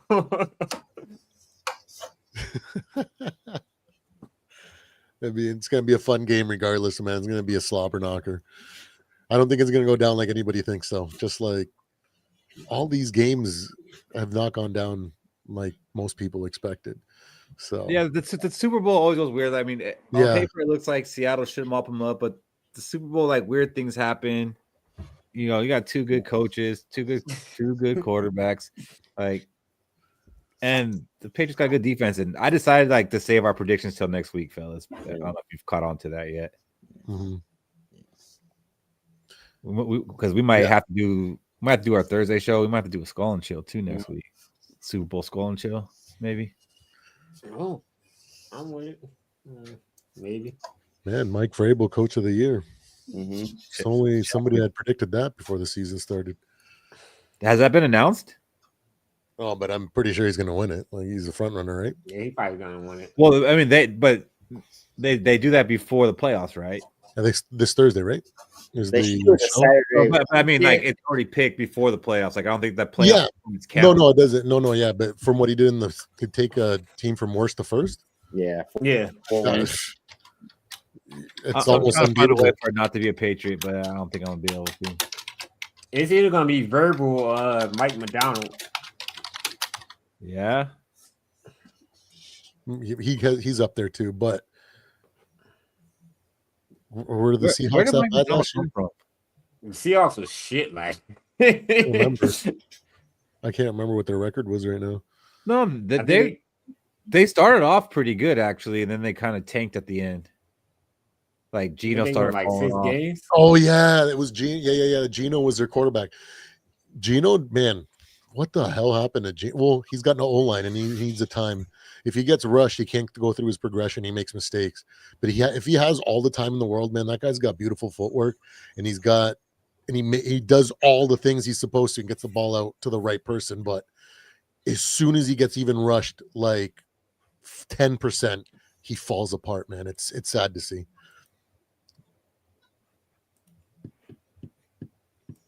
Talking about Gino? Yeah, Gino Smith last year he was so good, and this year he's been freaking terrible. They wrote back. I saw a tweet from Mina Kimes who said that the Seahawks were foolish to trade Geno Smith to the Raiders, and for a 3rd-round pick, the Raiders got a steal, and the Seahawks, there's no way that they're going to go find somebody that can replace Geno Smith this season. Mina Kimes writes her stuff with AI though. Like she has no idea what she's talking about. That girl is. Hey, that was a crazy freezing cold take. Oh my gosh. Yeah, they did, Jax. Hey, Jax. Talking about them Timberwolves. What about Giannis? Bring them on over. Let's get away from that Western Conference final. Let's actually win a finals. Ooh, that'd be interesting if he came with you guys. Him and Ant. Yeah, we're the top 3 for Giannis right now. Man, Ant is probably my favorite NBA player right now. That guy is something else. All right, we're getting into basketball talk, so we got to balance it. It's going to wrap this thing up. Shaq, what are your final words? Final words. If you still didn't shovel yourself out, you might as well just sell your car right now because that snow's not going anywhere anytime soon. If you want to be a good neighbor, though, you could go help somebody shovel their car out because they probably need to go to work, and them Uber rides ain't getting any cheaper. Other than that, I'll say thanks for tuning in. Make sure you guys catch the Senior Bowl. We usually get a player or two from the Senior Bowl who can be an impact. We got Harrison Smith who played in the Senior Bowl, who was high end for us, or you get a bust like Christian Ponder in the Senior Bowl. So you never know what you're going to get. Other than that, make sure you like, comment, subscribe on YouTube. If you're feeling generous, you can send donations to the Cash App at Let's Go, or you could click on YouTube, the $sign button, and send donations that way. Thanks for joining us, Purple and Gold Bars. It's a pleasure, me and you in Minnesota, and we should do this again sometime. Absolutely, gentlemen. Michael Fish. For Vikings fans, by Vikings fans. Thanks for joining us, buddy. It's a good night, good talk. Now that we've got all that quarterback talk out of the way, the rest of the offseason, we'll talk about anything but quarterback. Yeah, right. The 24 of you still watching, appreciate you very much. Like, subscribe, please. Thank you. And other than that, let's go. Skol. Cody. Hey, the weekend's coming around the corner. Make sure y'all have a plan if you are going out. Don't be driving drunk home. Just be safe out there, right? Winter conditions are coming out. I know if your fans out in the Carolinas, you're getting one hell of a storm. It's been pretty rough out there. I know Fish is in Kentucky. He's getting some snow. It's going to be bitterly cold throughout the Midwest and the South, so let's prepare for that. Just have a plan. Don't get stuck out there. Be safe, and always let's go. Let's go. All right, purple and gold bars. Final words. Yo, thanks for having me on the show, guys. You know, like you guys said, Minnesota Vikings fans, for you, by us. I really appreciate how you guys have me out here. God bless every single one of you guys, every single one in the chat. And, you know, the best is yet to come. The first year is always the hardest, and hopefully it's all uphill from here on out. All right. Thank you for joining us. Glad you were able to come and do that. It was a good show. If you ever need one of us to jump on your show, just let me know, and one of us will be there. For everybody still watching, thank you guys. Appreciate it. I know it's the off season, but you know, we're all diehard Viking fans here, and we're all, you know, just looking for that content, looking to talk about it. We'll be here talking about it every week, and we will see you guys next Thursday. Let's go. Let's go. Let's go. For Viking fans, Minnesota Vikings.